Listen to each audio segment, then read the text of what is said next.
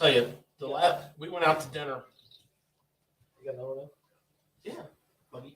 We went out to dinner. Probably in the back here. My huggies travel as we drink our beer. We went out to dinner not this past fall, but the fall before. Chris's birthday.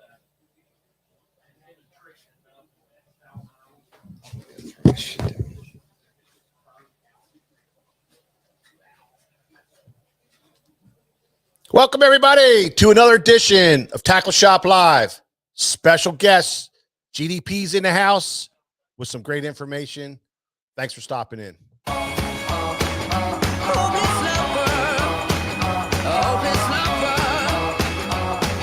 up, Larry Show? A sunny day. Scott Luckoff, how are you, Scotty? Caitlin Heathcote, was it just a dream? Always in the house. Thanks, buddy. Appreciate the next day you called me. Man, oh man. You told me I'm Brandon Sandy. Go, man. What's up, Go? Nathaniel, how you doing? Well, I know what I feel. Please Tammy, Caillou Tammy's in the house. Jerry Otto, Raymond Barton, how you doing? Johnny Copp. What up, Johnny Copp? You home from Texas yet? Probably not. Still probably down in Texas having a good old time.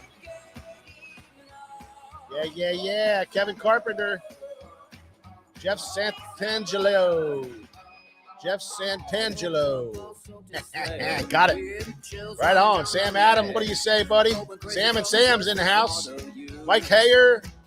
Mike Barr, the winner of the line contest. There you go, Mike. Renee, how you doing? Man, we got all kinds of great people here. Boy, I'll tell you, we got a fantastic show for you guys. Special guest, Gray DePalma's here. We were talking with him about the new Nomad swim treks in the Max. So he's like, well, why don't I just come up? We'll talk about it. We'll talk about all three baits and maybe do, see where that runs the discussion goes to. He's fired up. He's getting ready to get back on the road again. So it's, it's exciting. It's super exciting to have him here and pick his brain on some of the spring techniques that me and George have been going over with you. And, nothing better to have a Elite Series angler pointing out some stuff. So that's going to be fun. Yeah, man. Kenny Clemmer's here. CJ8 Ted, how you doing, buddy? Jason Stutzman. Hey, Jason. Matthew Weimer. Yo. Hey, Matthew was in the house today. He got a bunch of stuff here at the shop. Man, it was great. Sammy there. Let's see, Robert Bretts. Okay. Now, I got to bring up something, some announcements, and one of them is SummerSlam 2023 is coming up. And I'm telling you, this thing is getting big. It's getting a lot of wheels on it. So you don't want to miss this event. Now, for you guys that don't know what it is, SummerSlam is a tournament that we do this year. It's on May the 8th. And what's that? Go ahead. Yeah, this year it's on May the 8th May 21st. Ooh, they're gonna be biting. Yeah, May 21st, and they are going to be biting, bro. Last year we had it on June the 2nd or 3rd, and they chewed big time. So we got real close to it, and this year it's going to be even better yet because it's going to be an early spring, and pulling it back a week, we're going to hit it right. I'm telling you, it's going to be a slugfest. Everybody's going to catch them. So for you guys that don't know what SummerSlam is a tournament that George and I and our Shimano rep Patrick Latham put together. We wanted a tournament where people can enter a tournament without having to put cash up, just a cash buy-in and feel like they're donators. That's what we hear all the time. I'm not going down to fish this tournament against all them guys. I feel like a donator. So we wanted a way for everybody to win. So what we came up with was all you have to do to get in this tournament is spend $250 a boat. That's your buy-in to the tournament.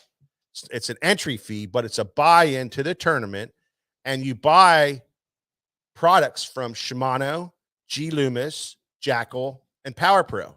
and it's $250 per boat. So if you get 2 guys in a boat, you guys can split it up however you want. It's just an affordable way to try tournament fishing. Check out tournament fishing, see what tournament fishing is all about, and really have a opportunity to fish without stress of losing $250. So our sponsors are Shimano, G Loomis, Jackal, and Power Pro, and those guys help us out. We pay out over $8,000 in cash. It's a great deal, and what's really cool about it is over the years we've had a lot of guys who've never fished tournaments before come down and come close to winning, but definitely cashing checks. So pretty cool with that.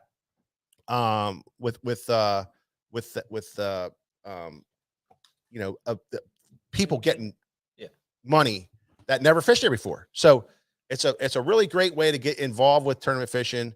You definitely want to do it. You definitely want to check it out.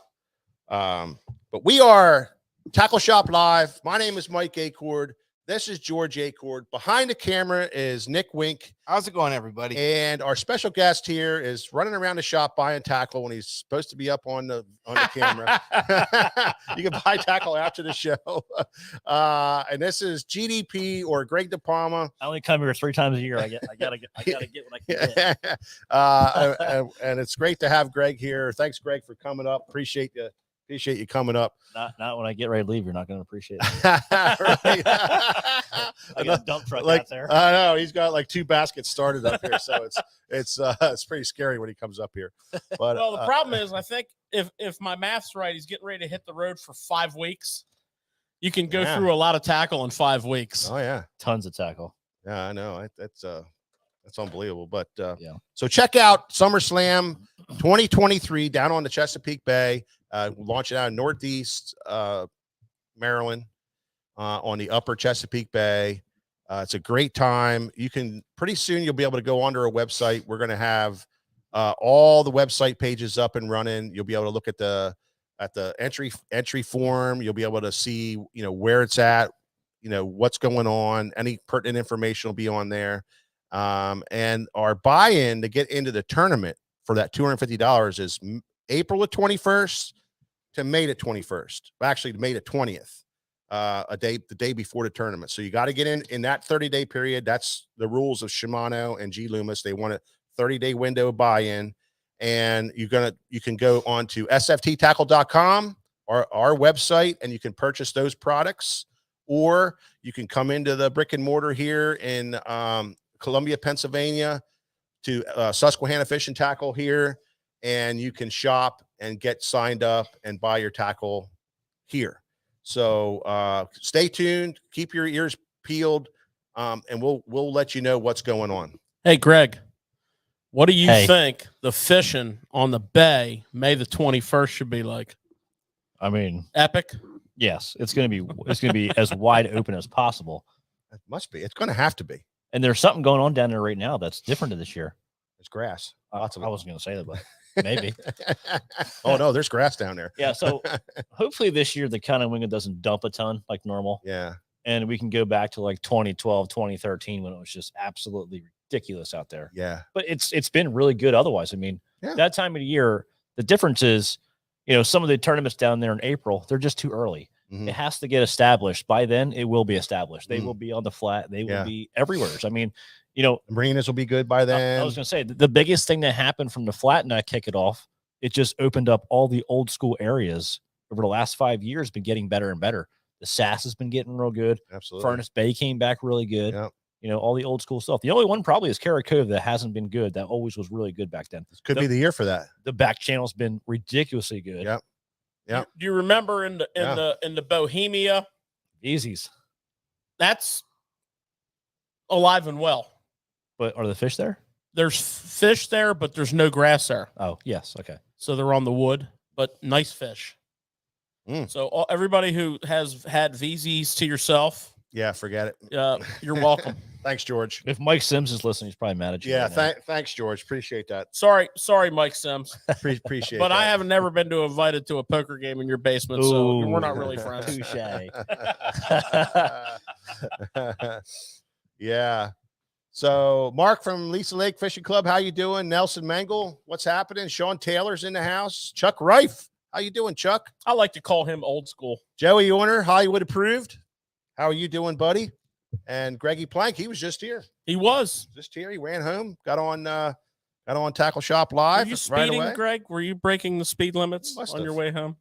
Ed M, how you doing, Ed M? Scott Johnson, what do you say, Scott? All right. Well, I think that's all the announcements I had. I didn't have anything more than that. Thank God. I guess one massive bummer was George and I did not go to Leg X Monday, Tuesday, and Wednesday and catch 10-pounders. Bummer. All those days. Trip was canceled due to very bad weather down there. And as you guys saw in the news, they had some terrible tornadoes down in the Mississippi area. And that was bad. It was really bad. And they were afraid that those storms were moving across to where we were going to be. They did get heavy winds and bad storms in that area. So it's probably a good thing we didn't go.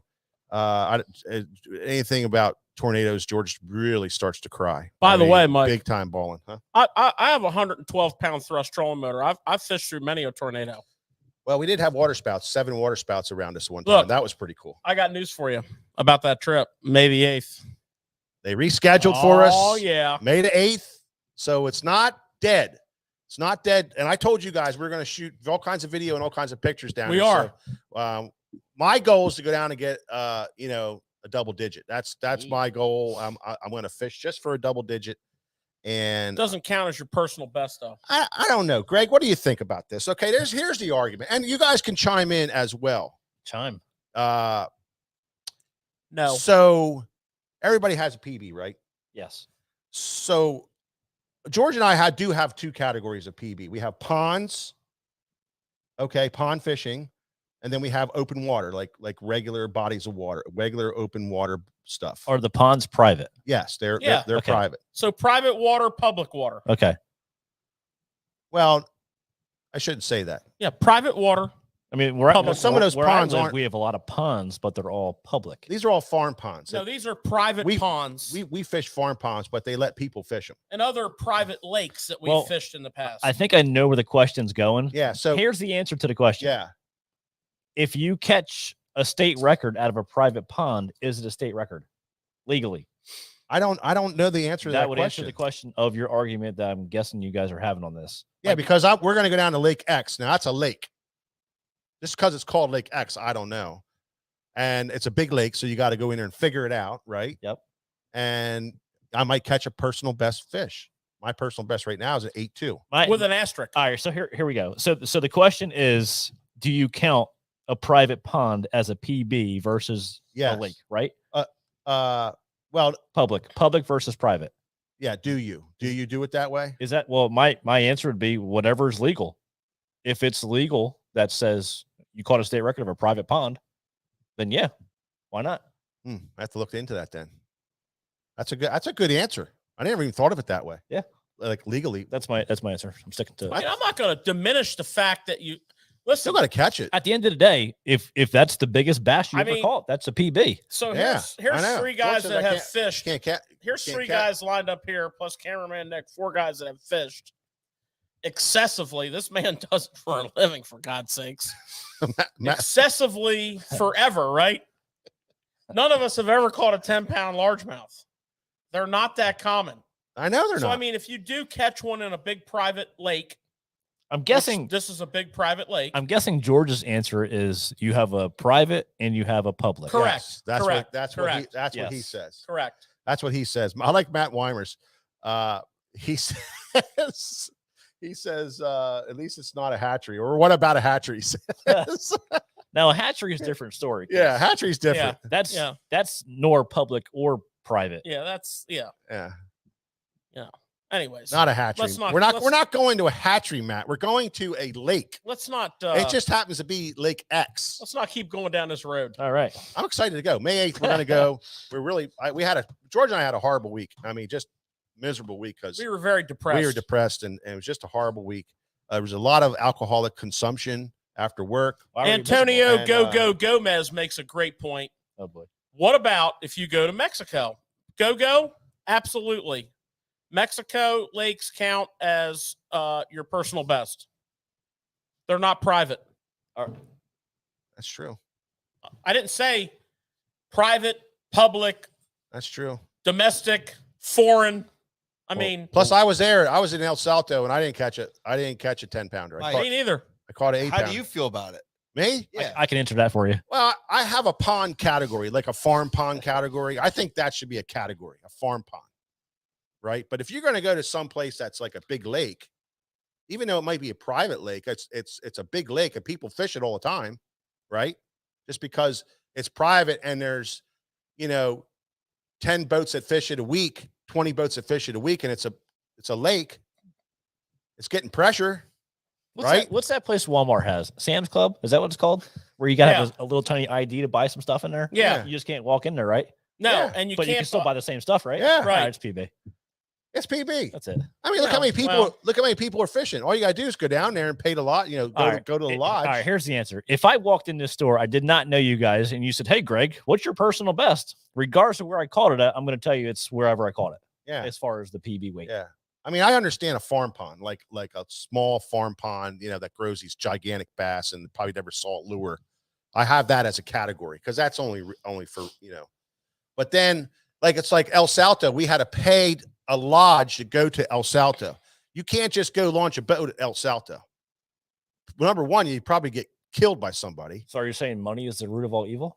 No, I'm saying that this is a private lake. We're going to Lake X. You have to pay to go there to stay in a lodge, and then you have access to it counts. The lake. It counts. I think so too. I think it counts. All right. That's fun. What? It's fun. Yeah. It's a great conversation. But I'm definitely gonna look into what you said about the legal aspect. All questions. And then I think that would answer everything. So I'll check it out. Yep. Best ponds for big bass are the ones that are filled with ducks. Yeah, because they eat the hell out of them ducks, the little baby ducks. I saw that happen one time, by the way. Me too. Yeah. Please. All right. Mike's gonna have an iron-on decal of a picture of his fish. I am. Sure. I'm telling you, man, when I get my PB, I'm going to have like posters made. Posters. I'm going to take a good picture and have a poster made, and I'm going to put it right up by the front door of the shop. I would. I put it on the outside. Gonna have one on the outside on a flag. That's what I would do. One of the big puff hats with the big puff hat with the picture on it. The big foam trucker. With a big picture of his personal best on it. You're going to be like. Well, we got a lot to talk about, and we got to get Greg on the road. So this is 18 minutes of I will stay all night if I have to. I know you guys are road warriors. We can talk shop, dude, for hours. I know. These guys, love it. Let's get it on. All right. So what's the first topic, George? Are we going to go into tackle talk? Well, I think we should sort of, because we're gonna free float a little bit. We're gonna kind of talk about some baits, but there's a few things that we're going to go on and go off particularly Greg's opinion of. Yeah. And we're going to start with some lipless talk, because last week we had a great show on lipless crankbait, which is a major player. Yeah, this time of the year. And we had a great show on it, but I wanted to talk. Yeah. I wanted to talk about the new Nomad bait that Greg designed, and we didn't have them to talk about. We didn't even have one to hold up. Well, we always call this section a certain section. It's called tackle talk. Yeah.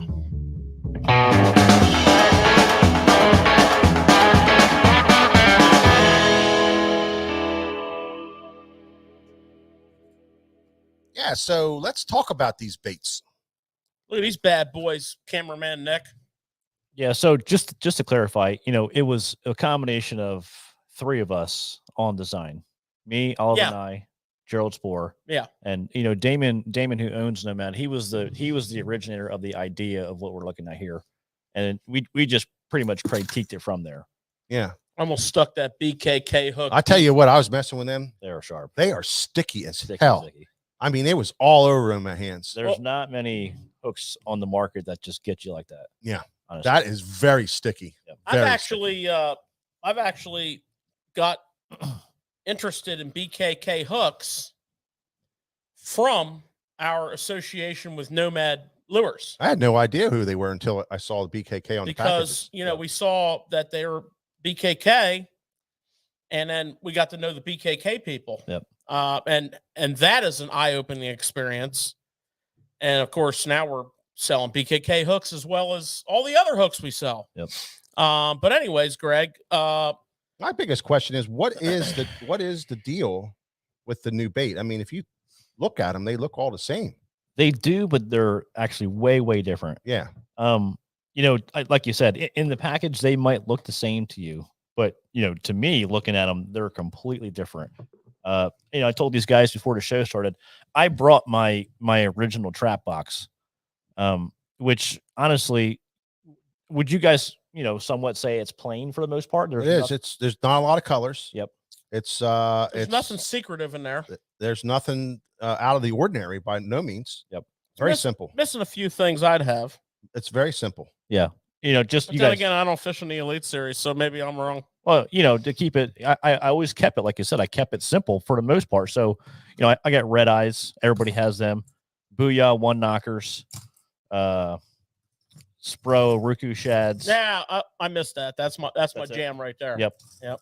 You know, real simple. But when you look at these baits, all three of these have a different body design as far as, you know, tip to front.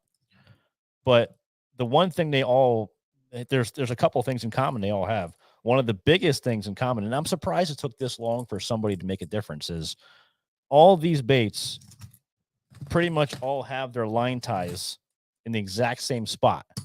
And I think that's because here in America, when we talk about this all the time, here in America, people have a problem with change when it comes to buying baits. They're so used to what they see on TV. They're so used to what they've been catching fish on for all these years that I think when innovation sometimes comes in the game, it gets overlooked. Yeah. You know? Yeah, no doubt. But change is scary. I can talk about these for hours, but I'm just going to hop right into the Nomad and just tell you what's completely different. Now, I say this lightly. I think some of these baits that are in front of you guys are going to become a staple in the game a little bit, which is very, very hard to do. We talked about a little bit on Pre-Tackle Shop Live. Coming into here, I mean, I can name it. A Senko, a chatterbait. What else? Sweet Beaver. Sweet Beaver. There's certain baits that came in and everything pretty much derived off of it. Yeah. Zara-Spook. Rush Hog. Yeah. There's certain baits. We all know the hardcore baits. Yeah. And then everybody tried to copy that. Exactly. Yeah. I don't want to say it's a problem, but that's what happens. Right. You know, and the whole thing behind this bait was we want to make it different. And I think they nailed it perfect. I said, I told Shoplock this, the whole trio idea to me is genius. I really think it is. Because when you go buy a different lipless on the market, you know, the only difference you have is weight and size. That's the only difference. Otherwise, it does all the same thing pretty much. Okay, now our trio is completely different. Each one of these baits. So, which ones do you have there? So, out of these three in my hand, I got your Vertrex. Nice. So, out of these three in my hand, let's say they're all the same size. Let's say they're all the same color, but they are all completely different. And I'm just going to give you guys a quick breakdown and when I'd throw it and why I throw it. So the very first one you guys saw came out last year, and that was the regular Swimtrex. Okay. Now we tried to tell the consumer, you know, when you're buying this Swimtrex, it's a very technique specific bait. And I still don't think in the very beginning, but I think now it's starting to come around and people are starting to understand, you know, when to throw this, what the difference is because of all the stuff you guys are seeing out there in some of my videos, I think. So the Swimtrex itself, let's take a regular red eye, and you can see a regular red eye pretty much from bottom to top is the same width. It's got a little bit of, you know, curvature, a little bit of contour on it, but that's just for the appeal. A little gill cut. Yeah, where our bait on the regular Swimtrex, you can see it kind of has a bass boat keel to it. Like a knife blade. Yeah, exactly. It's sharp down the bottom, thick on top.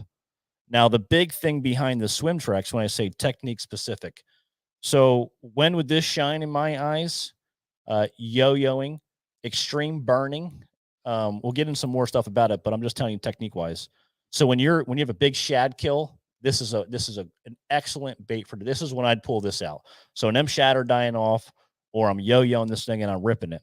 And the reason why is because if you saw the videos, when you kill this thing, if you're yo-yoing it or killing it, this out of these three, this is the only one that swims its way down to the bottom. Now I'm going to kind of let you guys in a little secret too. And if you have a pool, this is a great way to do this. So this bait right here, some of you guys probably throw big swim baits, and you get a big swim bait to turn, and you can turn the big swim bait around. You can turn this lipless around actually.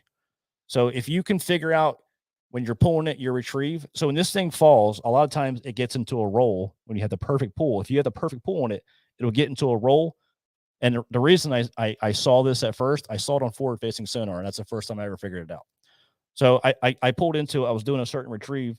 It was going down and it turned and it actually, I was in deep water. It actually swam away from me on forward facing. I was like, what the heck? So I pulled it into the boat and I started pulling it and I actually made it start to turn. It's like a flying lure kind of actually. Wow. You can make it do that, but it's not easy to do, but I'm just telling you, it's something you can do. It's very erratic on a fall, much more so than just a straight fall from any other bait. Yeah, so like it literally swims. Yeah. It swims to the bottom. It does a roll like that. It looks really like a dying bait fish. Yeah. That's when this is really going to shine. Wow. So, dying, if you guys aren't familiar with when shad die off, in my opinion, there's 2 times a year.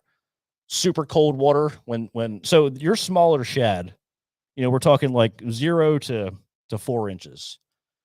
A real small shad doesn't have the body build internally to be able to take them kind of shocks of cold water. And it goes the other way too. When you're coming out of cold water, if you have a big warming trend, it can kill a lot of them shad too. So the shad you see that are basically bigger are more or less a lot of times shad that maybe had a good winter as far as not real cold, not real hot. Like this winter. Exactly. So that's when you'll see a lot of the bigger shad. Your bigger shad are always around because they're hardy, they're full-bodied, they can take them big changes.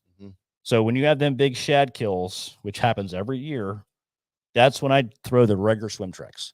That's when it's going to shine.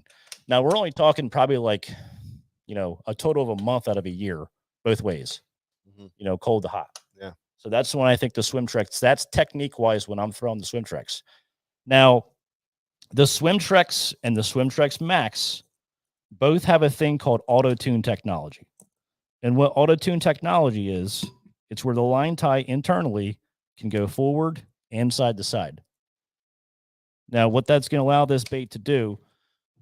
So if you guys are ever, let's say you're yo-yo, let's say you're ripping out of grass. A lot of times, a lot of the other baits on the market, when you rip them really hard, they turn sideways on you. It happens all the time. Where the auto tune technology in these 2 baits are actually going to right this bait instantly.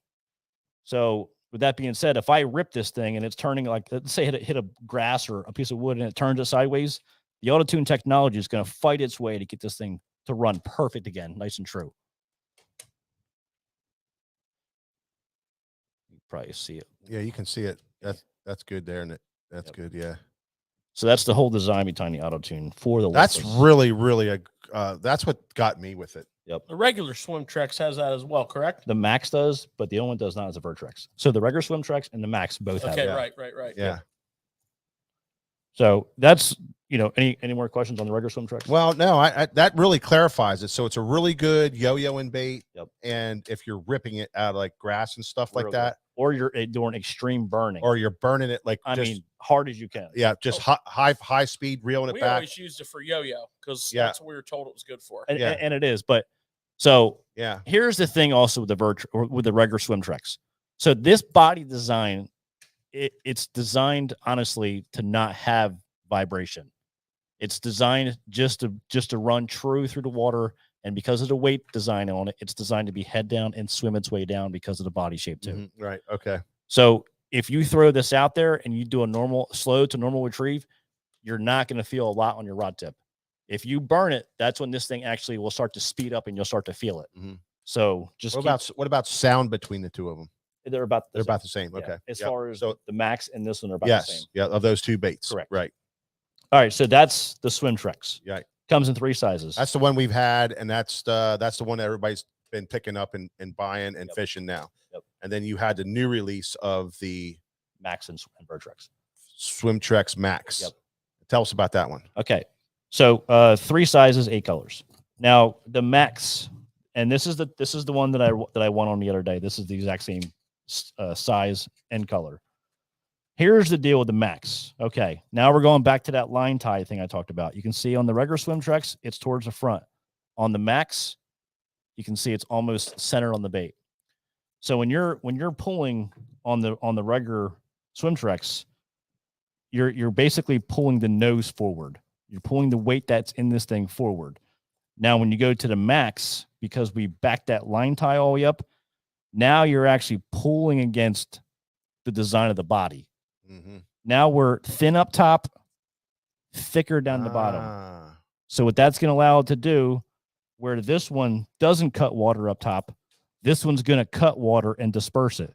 And when you do that, you get a lot of vibration. So there's 2 things: line tie, centered, body shape, pushing water. Mm-hmm. Okay. And it's weighted properly. So if you're looking for max vibration, there is not a lipless on the market that vibrates like this lipless. The heavier you go, the more vibration you get out of this thing. So if you were to go down to the smaller one, the 57, it still vibrates really good. It's going to feel more like a regular lipless that you're used to. But once you go to like the 66 and higher, that's when it's like a chatterbait. That's what it feels like. Because the body is turned against you now. So when you throw this thing out there and that body's like this, it actually is pulling against you when you're reeling it. Right. And that's what gives it such the big thump, thump, thump body shape and body roll, is because of that line tie difference. Yeah, I see that. 100%. Yep. It's really, Plus the thinness on top and the thick on the bottom. Yep. Makes that water, the bottom of the bait's really crushing side to side. Yep. You're getting a lot of water movement, number 1, and you're getting the sound of the rattle, number 2. Yep. And it's thumping like a son of a gun. yeah. And you know, like And it's pulling super hard through the water. it literally pulls against you. Once you throw one, you're gonna be like, oh man, this really does pull. Oh against me. yeah. So that's exciting. So here's the other thing too. You know, some of the guys that I've seen pick this up recently, like, oh man, you know, this 2.5 inch is the size that I'm used to lengthwise, but on the package it says 3/4. Yes, it's 3/4. This thing is going to run exactly how a red eye and half ounce would run it. It still is in that 1.5 to 2 foot of water on a normal retrieve. So just because it's heavier, it doesn't make it run any different than your. So if you were to throw a 3/4 ounce red eye versus a half ounce red eye, it's going to get down way deeper. Yes. These don't change that way. These stay in the water column the same exact way. If you were to kill it, it's going to fall faster. Yes. These do not swim in the way down. They more or less, the max more or less goes right to the bottom. Okay. Mm-hmm. So if you were to buy the bigger size, it's a 1 ounce, the bigger size, bigger profile, more like a normal 3/4 you're used to. But on a normal retrieve, it's going to actually be just about that 1.5 to 2 feet below the surface. It's still the same. It doesn't change. That's because of the pull through the water. Correct. Is so violent that it's like a spinnerbait. It kind of wants to. Yep. You can control that depth real easy. You can. And you know, so if you burn these baits too, well, you're like, okay, if I burn it, it's going to come up higher. It only comes up a little bit higher. It doesn't do like you think. It doesn't run to the surface. It kind of still stays in that, because of the way it's designed. It still grabs water and keeps it at that normal retrieve, you know, depth. Yeah. Wow. This is the one I've been fishing, Greg, the 57. Okay. And it, you know, it's thinner. Yep. Than obviously the 66, but it's a half ounce bait. Yes. With that little profile. Yep. And I fished it this past winter. I only had one. You know, I had a gold black. It wasn't even the gold black that's officially being offered for sale now. But man, what a bait. Yep. And you can yo-yo this bait real well too. You definitely can. That's because I've been fishing it in the winter mostly. I've been yo-yoing it. Yep. And for a small profile, it's almost, when you yo-yo this little one, it's almost like fishing a blade bait. Yeah. So that's what I was going to say, actually. So when you go down to the 57, which is half ounce, the smallest one, because of the body difference on this one actually has, so the 66 and the bigger one have a good won't wobble, where once you go down to the small one, it really tightens up. You can still feel it really good. I like it, but it feels a lot like a blade bait. That's exactly what it feels like. I've been growing. That small one's been growing on me. Yep. But I haven't lost it in 3 months. Pretty good. It's real good. I only have one. Hint. So that's kind of the breakdown on them two. I would put these two kind of, it's kind of weird. I'd almost say these are their own category just because they're both hard baits. They're completely different, but I'm still going to separate these two. Mm-hmm. Now, when we go to the next one's called the Vertrex. The Vertrex does not have auto-tune technology, just a straight. This thing's crazy. Straight line tie. So this is a soft body lipless. It's TP plastic. It will not rip on you. This is the same plastic these guys use on all them big saltwater baits. Yeah. On them big mean fish. Yeah. You know, it does not break. Now, the difference from this one, there's a couple things. So line ties in the same exact spot as the Max. So this is called the Vertrex Max. Vertrex Max has very good vibration, feels like a normal lipless at slow or high retrieve, very tight wobble. But when you kill a Vertrex more or less glides to the bottom when you kill it. So this one actually has swimming action to it on the fall. It's a glide, but it still swims a little bit. And no rattles. And silent. Yeah. No rattles. That's what I like about it. Yep. So I believe they said this came from a thing called vibing, where they vibe off the bottom. Yeah, they have a whole series of those on the saltwater side that range from nothing that small, but they range from, I'm going to say 3/4 of an ounce on up. Yep. And they use them for, they kind of made their bones with them on redfish. Then the striper fishermen figured out about them, and they've become a major component to the Nomad business. Yeah. Hold that up to this. So people are asking about the one with the tail. And that's now they've right made there. them in our bass size for us. We did. And we also sell this one up to 115, which is like basically 1.25 ounces. And we're thinking about coming out with some additional ones that are even bigger and heavier, because you can take that 115 or even the one a little bit smaller than a 95, and you can use it for ledge fishing too really good, because this thing, you know, the big ones jet to the bottom. I mean, when you got 1.25 ounces, it's going to fall fast. Going down. So it's something different that we've been kind of messing with. Oliver had the idea at first for, like, I think Oliver or Gerald, I'm not sure which one. Maybe it was Gerald, on using it for a ledge, because let's face it, ledge fishing, the fish are so conditioned to everything you're seeing. Yeah. You know, something new in the industry is always really good. And it's something you can put down there too. Even though it don't have auto-tune technology, this thing still, when you rip it off the bottom and vibe it, it still comes up true, like perfect. Yeah. George and I have been fishing them, and our sample's a little too heavy for the water we were fishing. So, but it doesn't, you know, it doesn't do one of these on the way down, but it has that kind of like that glide to it. Totally cool feel to it in the water, and it does vibrate. Very good. I mean, it really puts, you can really, your rod it's a nice yo-yo bait. Really go. And it's a soft plastic body, and that's what a lot of you guys got to understand. This is a totally different even sound, or everything's going to be different in the water, and I think this is like goes along with the uniqueness of Nomad. Correct. You know, it's a totally different look. Nothing out there like it. Yep. And specific application. Yep. The Swim Trex is a specific type of application. Swim Trex. And then the Swim Trex Max is a specific type of presentation. So it gives you a system, basically. It does give you a system for different techniques throughout the year. Yeah. The number one question I got at the Classic was, well, if you're going to buy one, which is going to cover most of the season? And I'm going to tell you the Max, because it's, even though it vibrates a lot more, it's still what you guys are used to. It's still the lipless where you can burn it. It's still lipless, has a lot of vibration, and it's still a lipless that's just is a lipless. Yeah. You know? Right. So, for example, Greg, because last week's show we talked pretty extensively with Greg on trap fishing. We talked about, you know, the three major retrieves that we like to use: what I call the worming, the drag retrieve, where you're worming the bait like a Carolina rig, the yo-yo, and the wind. You know, obviously winding is 90% of that. Worming's 1%, and the rest is yo-yoing. So when you fished your kayak tournament that you won, and I know we went over all this, but it's been a few weeks ago, and you know you caught them on that bait, that exact bait right there. I remember you saying something about upping your line size. Can you kind of break that line size? We talked about that with Gray last week a little bit, and he gave us some great insight on it, but what's that do? Okay. So before I forget, there's one more, I don't know what you're going to call it, technique that I do a lot of with a trap besides just retrieval. So I don't want to forget about that. But everybody comes to my seminars. I'm a trap junkie, obviously. So one of the things that I tell everybody, if you're fishing from like 6 foot to 0 foot, my starting point is 20-pound test. I start at 20-pound test. I've caught more bass than the general public by a mile because of my line size, period.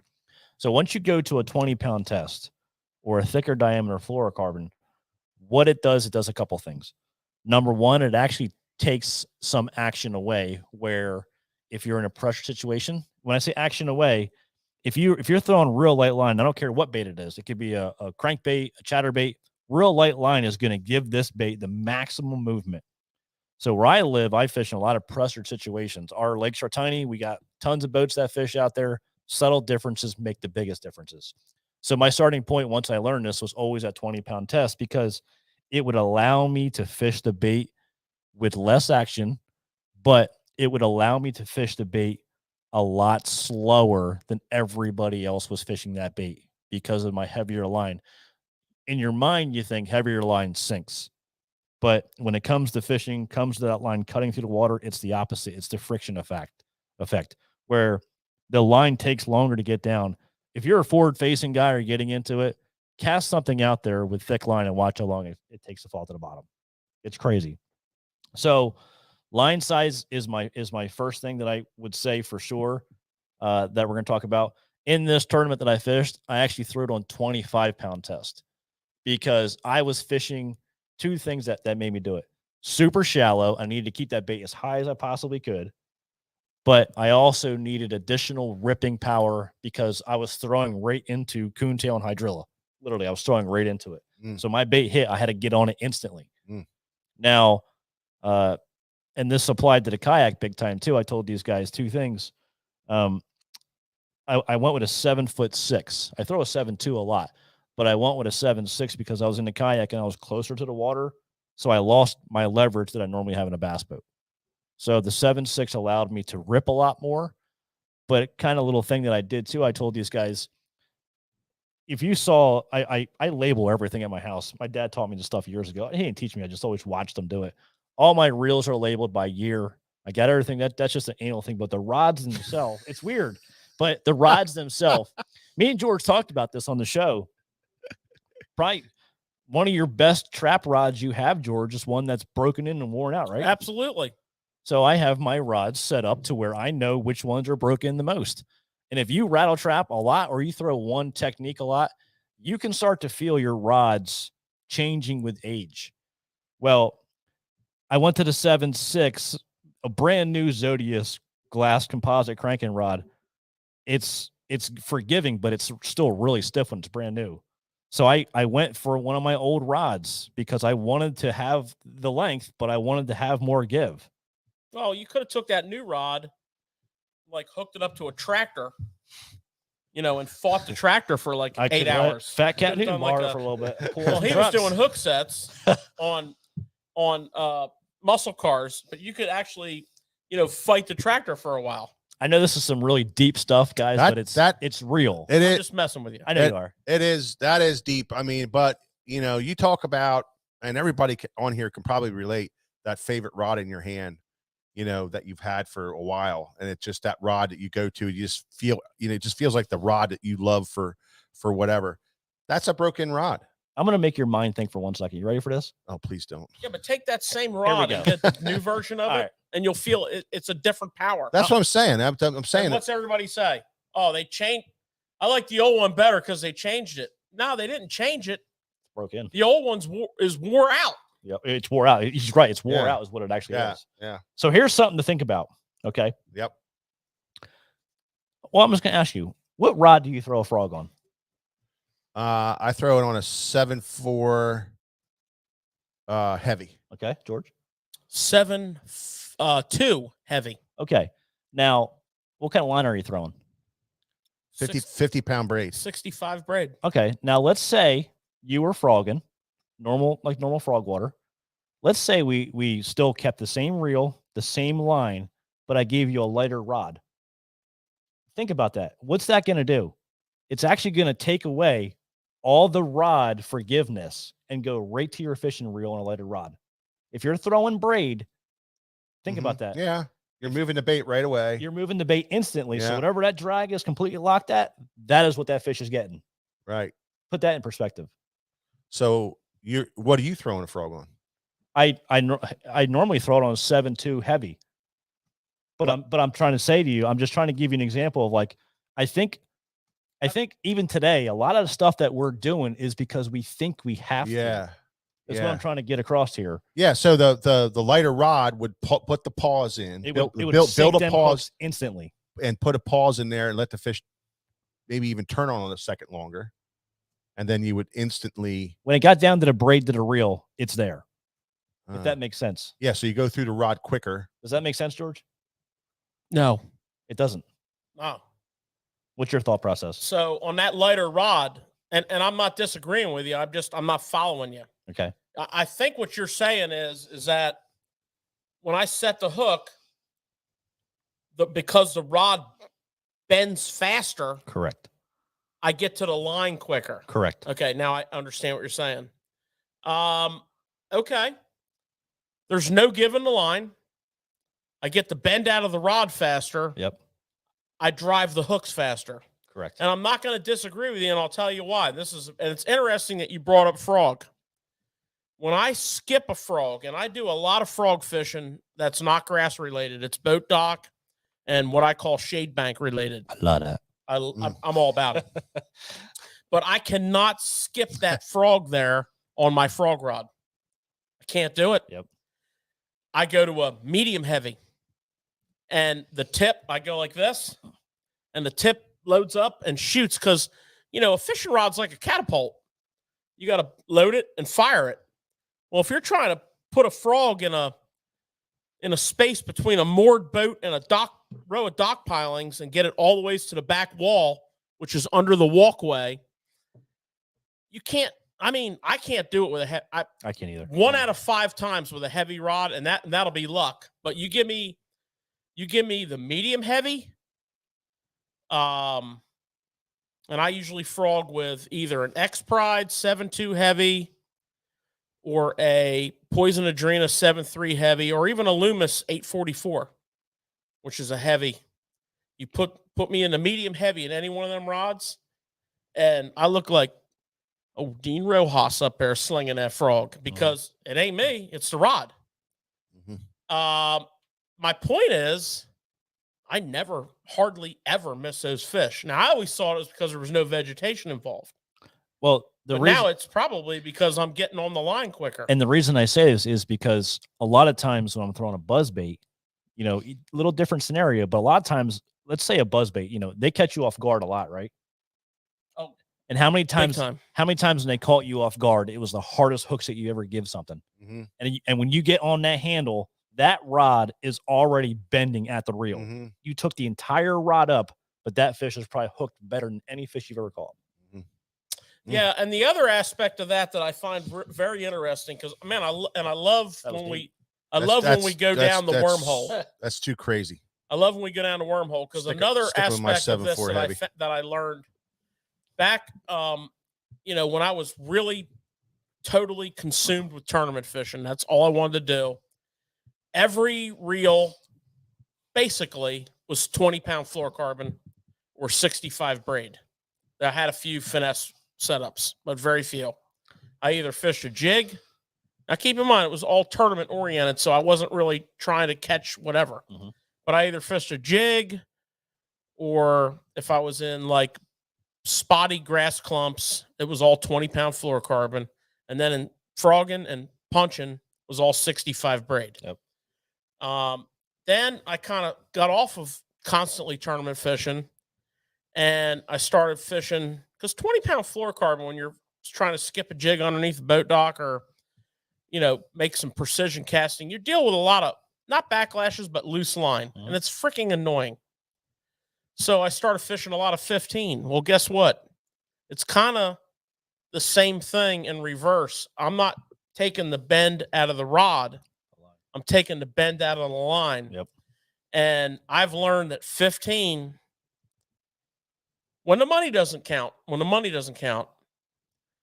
is as effective or more effective than 20. And the only reason I say when the money doesn't count is, you know, if you do have like a situation where you're tidal water fishing, it's barnacles or some of the nasty stuff that you guys see on tour, you know, other places you go like Texas and some of those places you go where it's just, we don't have that kind of stuff around here. Yep.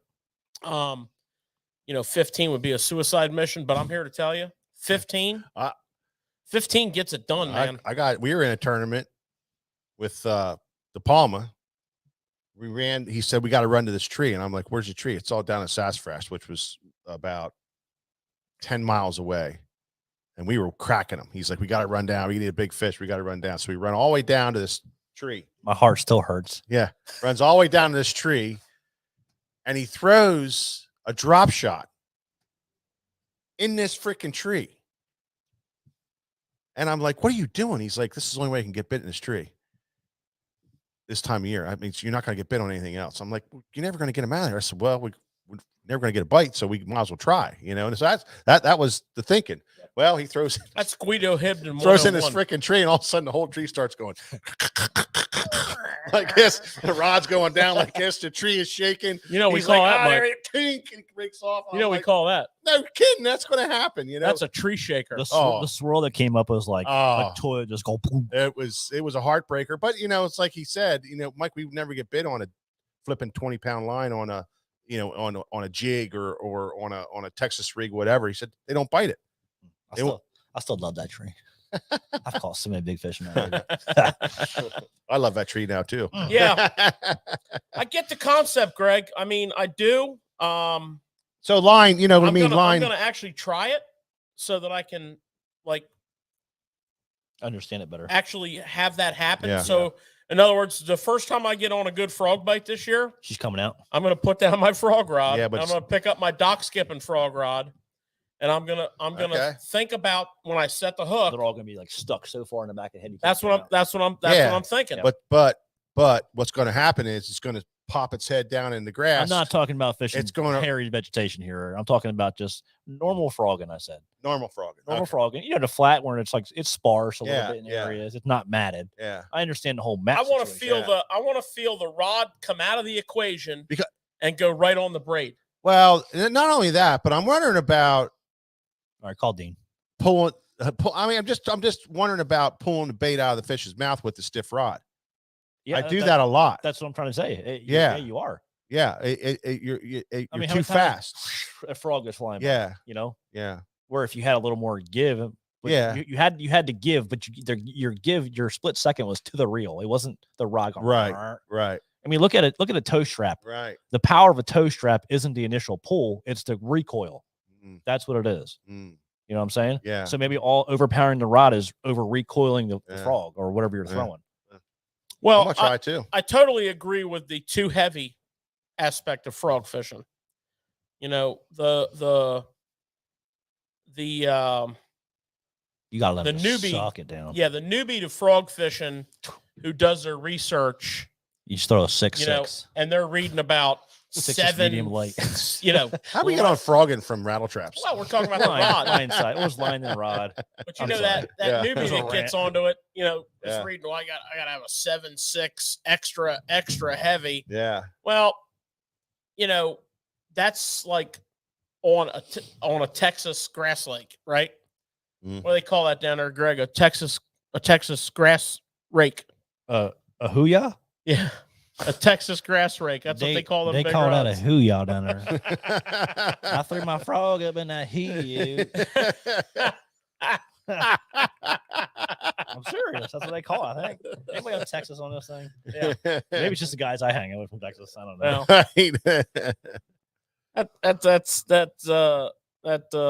Yeah, I'm sorry about that. That whole concept there is is good.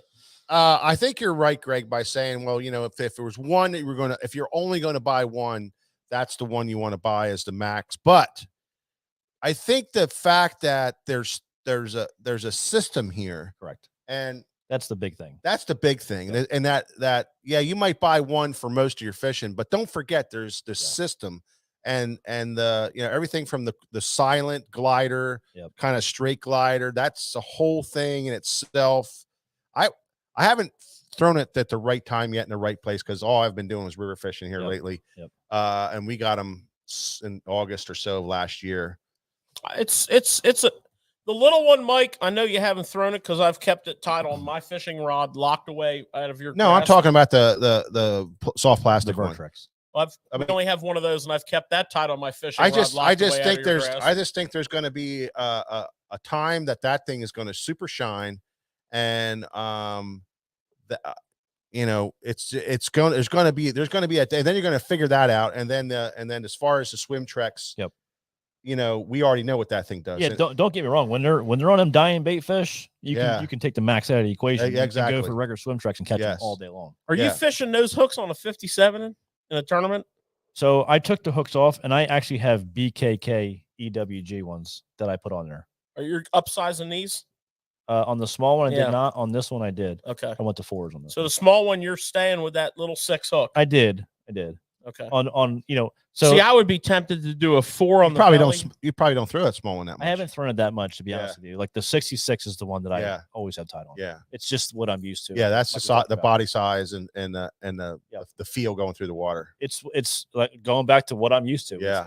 It's the closest thing, or it's actually better, but it's it's just the size I like. It matches the bait fish where I fish all across the country really well. That size 2.5 is like, I feel like the staple in the industry for any size bait. I'd be tempted to do a 4 and a 6 size wise. 4 on the belly, 6 on the tail, and yeah, for sure. I mean, you could definitely mix it up. I'd be tempted. Well, now that you explained those baits, because honestly, they were here laying here pre-production. We were here talking about this stuff. They were all laying here, and I'm like, everything looks the same. But now that you explain it to me, I mean, it's totally different. They're way different. The swim treks and the swim treks max, totally different. Totally different. Yep. So they don't even look the same. No, they don't now, but when they were laying there, they looked the same. I mean, this is the one that we've been fishing for a year. It's total opposite. Thin on the bottom and thick on the top. Doesn't even look like the max. Yeah, no, it's just. And I see the tie now is totally different. Yep. And the only max you and I have fished is this little one. We had to have a chance to fish the 3/4 ounce. When you guys go to this one, when you try this one versus that one, you're gonna be like, wow. Yeah. I mean, it literally pulls you back towards it. That's interesting. That's really interesting, and that's pretty smart, because the chatterbait will chatter your teeth right out of your head. Yep. And if that thing pulls that hard, I'm interested. And that's going to work on Sunday, I bet. And the good part is it starts up instantly. It's not one of them things where you got to get it going. Like you start turning the handle and it's there. You don't have to pop the rod or something. It's there. And let me tell you something, folks. I'm not kidding you. I was messing with them. Now I've messed with the other ones, but I just remembering when I was taking these swim treks maxes out and playing with them, the freaking hooks are just. It's like, they'll get you. They're stupid. It's just like all over you, They just unbelievable hooks on there and super strong. Nick, that's the other thing. They're a super strong hook. You don't have to worry about straightening them things out. Hey, I'll never forget when Greg goes, "Hey Nick, throw this max." I threw that cast out there, one crank. I'm like, holy crap! Yep, that thing, you can feel it. Yeah. But I got a question for you, Greg. You got the trio there. Yep. For somebody that wants to fish the trio, just like you are you using the same setup for each one, or do you change it up? No, I always try to force my setup because it's my fishiest setup, is what I should say. It's what I catch most of the fish on. If you're going down to the small one, the 57, then I'd probably lean towards 15, which is still higher than most. But once you go 66 and higher, I mean, I start at 20 with either a 7.2 or 7.6, cranking rod. Fast gear ratio, always fast, 8:1 to 1.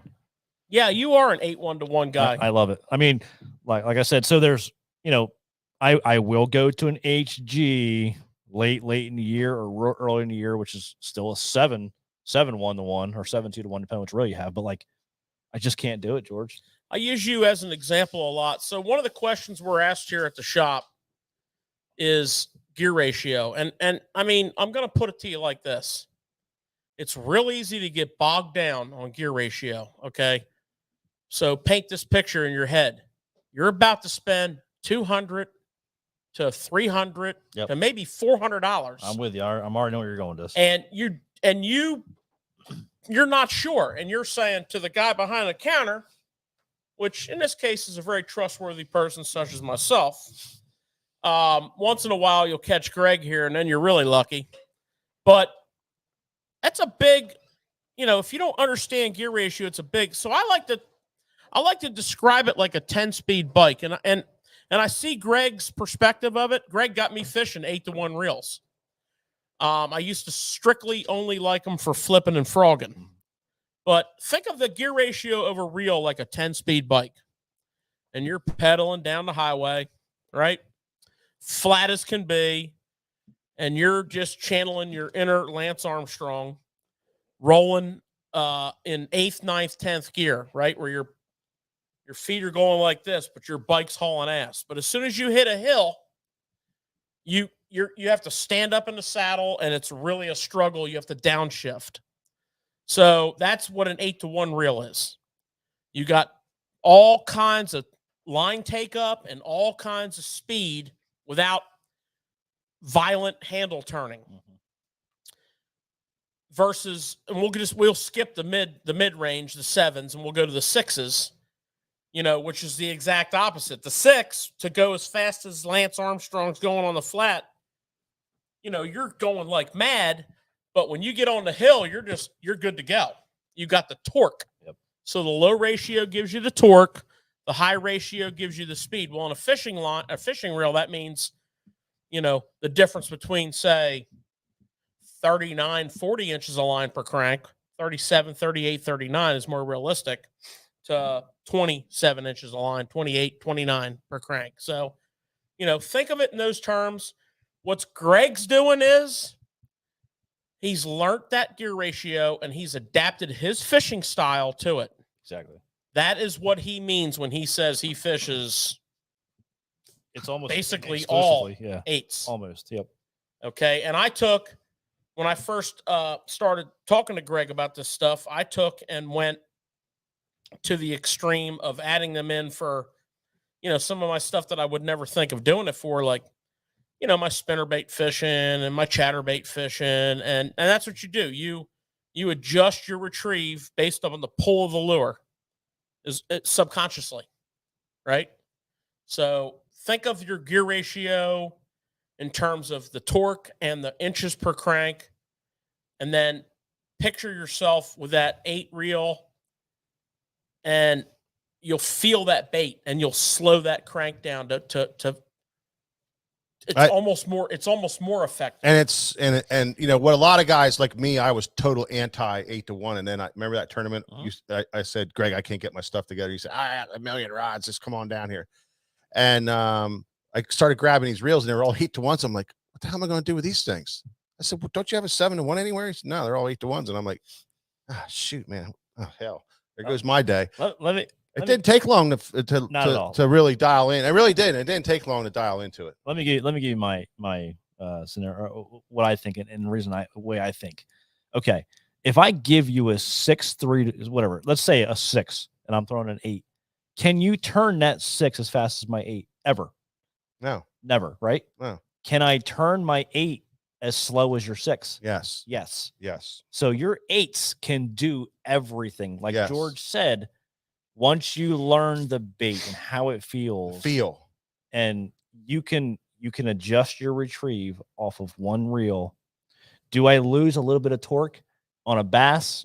Not enough to feel the difference. No. Well, first of all, we are all been taught from the young age up. You fight the fish with the rod, not the reel. I mean, you never wind a fish.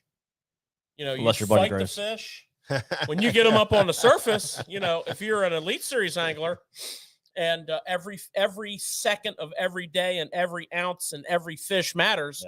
Once that fish hits the surface, that 8 is beneficial because he's going to water ski school. Right? Yeah. I love skiing them. Yeah. They're coming. Yeah. Yeah. You don't have to worry about them. Every now and then you get that one that does one of these things at the boat. So I'll speed her up even more. Yeah, but the interesting thing is, Mike, for me and you, it just makes an interesting story for Greg and his 105 best buddies. No, I get it. It could make the difference between. Well, my point to what I was trying to make to everybody here about 8-to-1s is. Plus, if you're getting old, 8-to-1 makes you a better.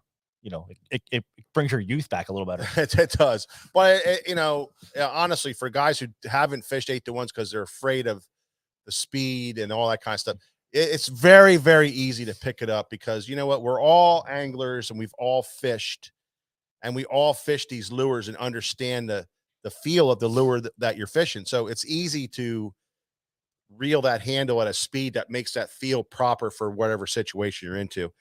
I'm telling you, it was a few casts and I was on it already. Mikey, once he got it, he literally outfished me. He was catching them like at will. It was crazy. I mean, that's what I do, but it's wasn't that a secret banger? But no, but wait, really, go. Yeah, right. Well, that might have had something to do with it, but that was a good day.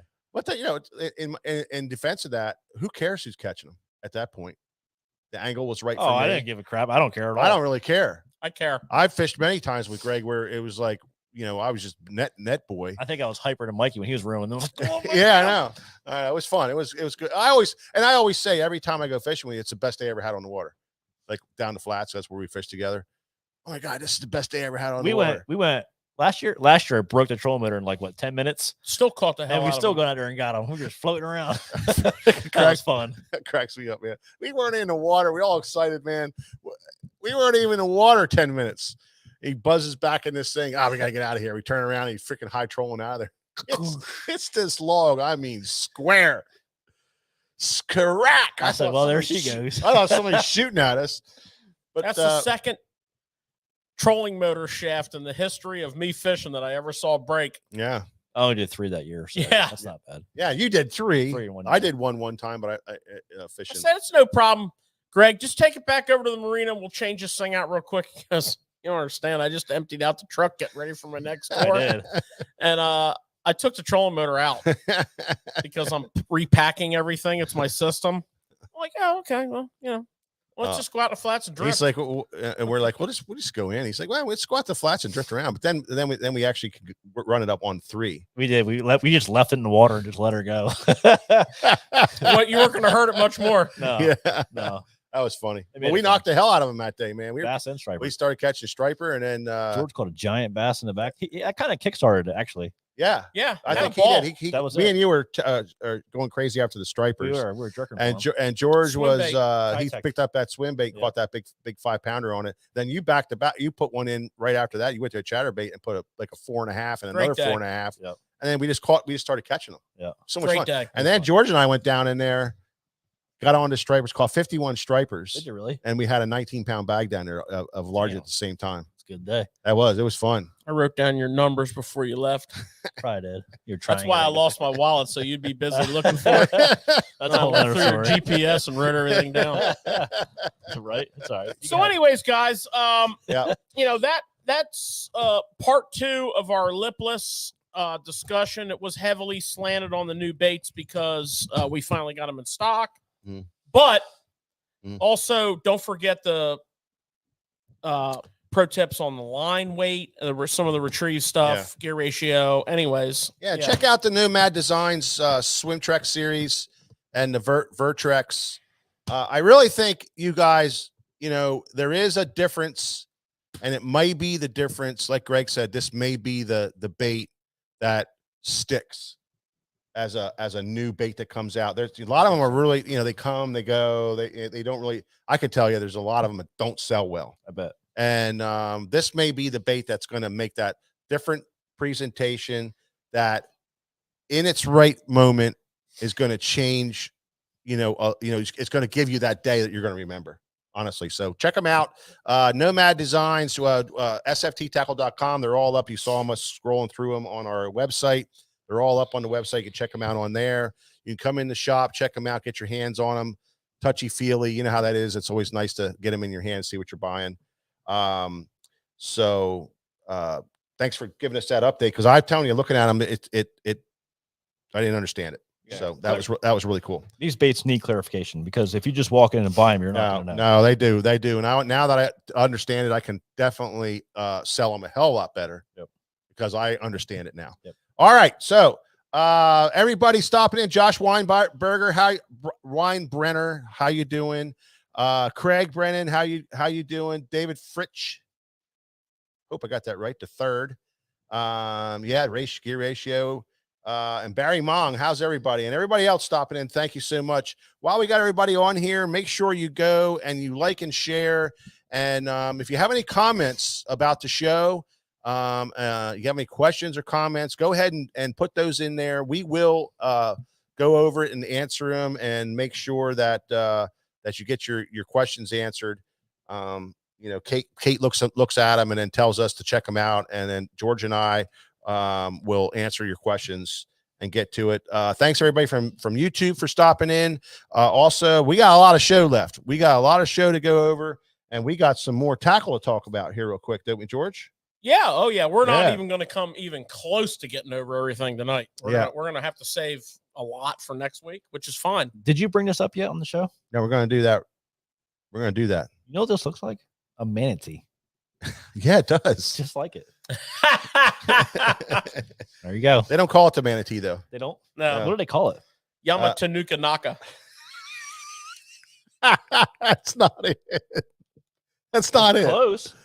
They wrote a song about it. How do you actually say that? Yamatanuka Naka. which in American means manatee. Yeah, manatee. Yeah. This is actually translates roughly into large piece of plastic. It does. So while we're on this, let's talk about it real quick. Let me see if I can pronounce it. So this Let me see if I can pronounce it for you. Have you fished it yet? This is interesting. So let's have Yamanuki. Yamanuki. Okay. I think George is right. Yamatanuka Naki. From this day forth, Yamatanaki. This bait shall be known as Yamatanuka Naki.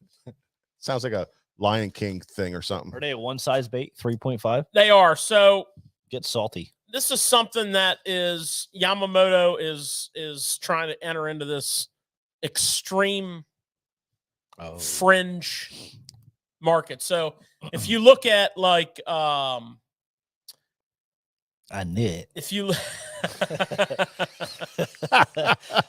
look at, some of the other baits out there that are in this category, like the Daiwa, Yamamoto, like Nico Macho, which is a big, chunky, heavy cross between a Senko and a Nico type worm, designed to be fished primarily weightless.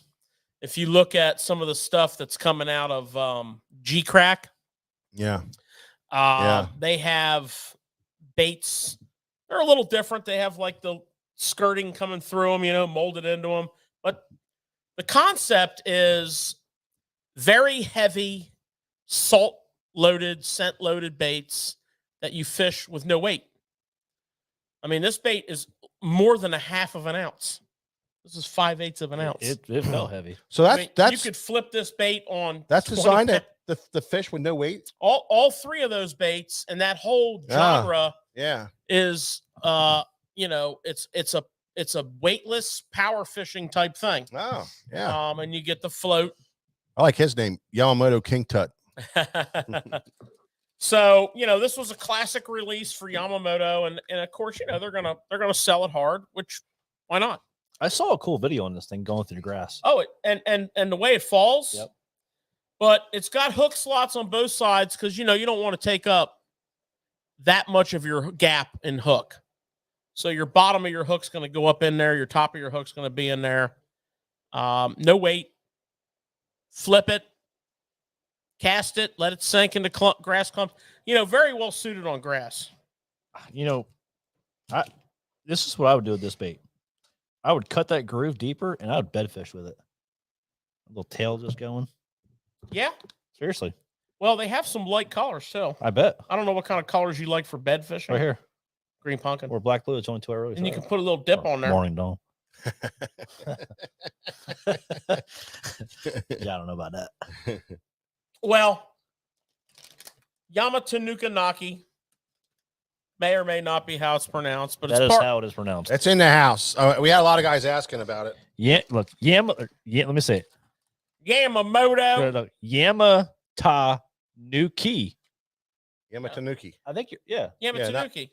You're not Yamatanuki Tanaka. Oh, Tanaka was added? Yeah, he That's what it puts was? a Tanaka. Oh, it's on there, Tanaka. I think that was in the movie where Kevin Costner was out on the plane there. What do they call that one? Waterworld? It's the only one I know, Kevin Costner. Waterworld? You actually watched that movie? Wait. Oh, Yellowstone. There you go. That's No. Kevin Costner, right? Where he's out in the plane, and the Indians Well, I came. thought I liked it.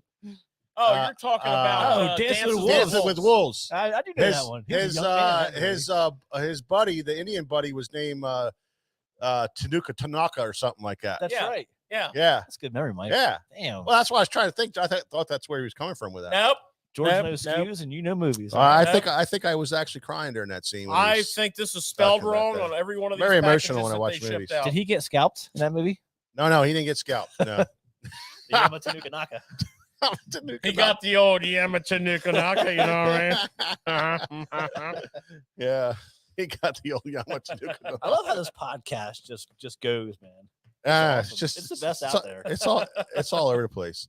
It's got to be. Well, I like busting it down like we bust it down. We take. Oh, hold on. Oh, we got Kevin Costner live. On live. KC, as his friends call him. Yeah.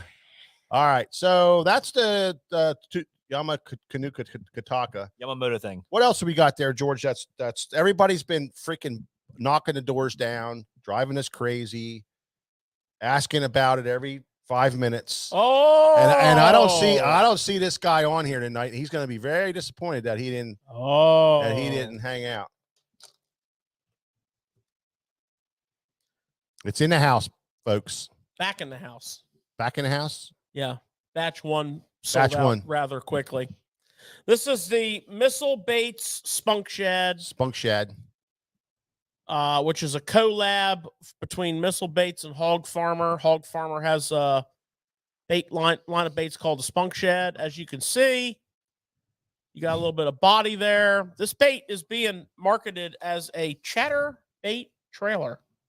Greg, what do you hear? What's the word on the street on the tour on that bait? I don't know much on the tour. I do know Tactical Bassin just did a video on that for a chatterbait. On a trailer of a chatter bait. Yeah, it actually looked pretty good on underwater footage. It's kind of interesting because, typically we think of a swim bait with a booted foot. We think of the crawl, doing the flip. We think of the Split tail. split tail fishy. Yeah. I This see is- it, man. This seems a lot more subtle, doesn't it? Well, you know what? Let's I mean, bat. is this When is did the like a chatterbait critical- come out? Is this like a critical part? Let me. I want to talk about this. When did the chatterbait come out? 2000-ish. Is that right? Yeah. What did it come with? A split tail. Yeah. But one you could barely see hanging. Right. On the back of Yeah. the skirt. Right. Right. Right. And- right. And, and- and we wouldn't fish it with anything else. And exactly. Yeah. Did you have problems catching fish on it? Did Yeah, not. yeah, did That's not. that's a great point, Yep. Mr. De Palma. Yep. Well, that split tail is legit. Well, this one. So on the underwater video that I saw, it actually has a ton of action.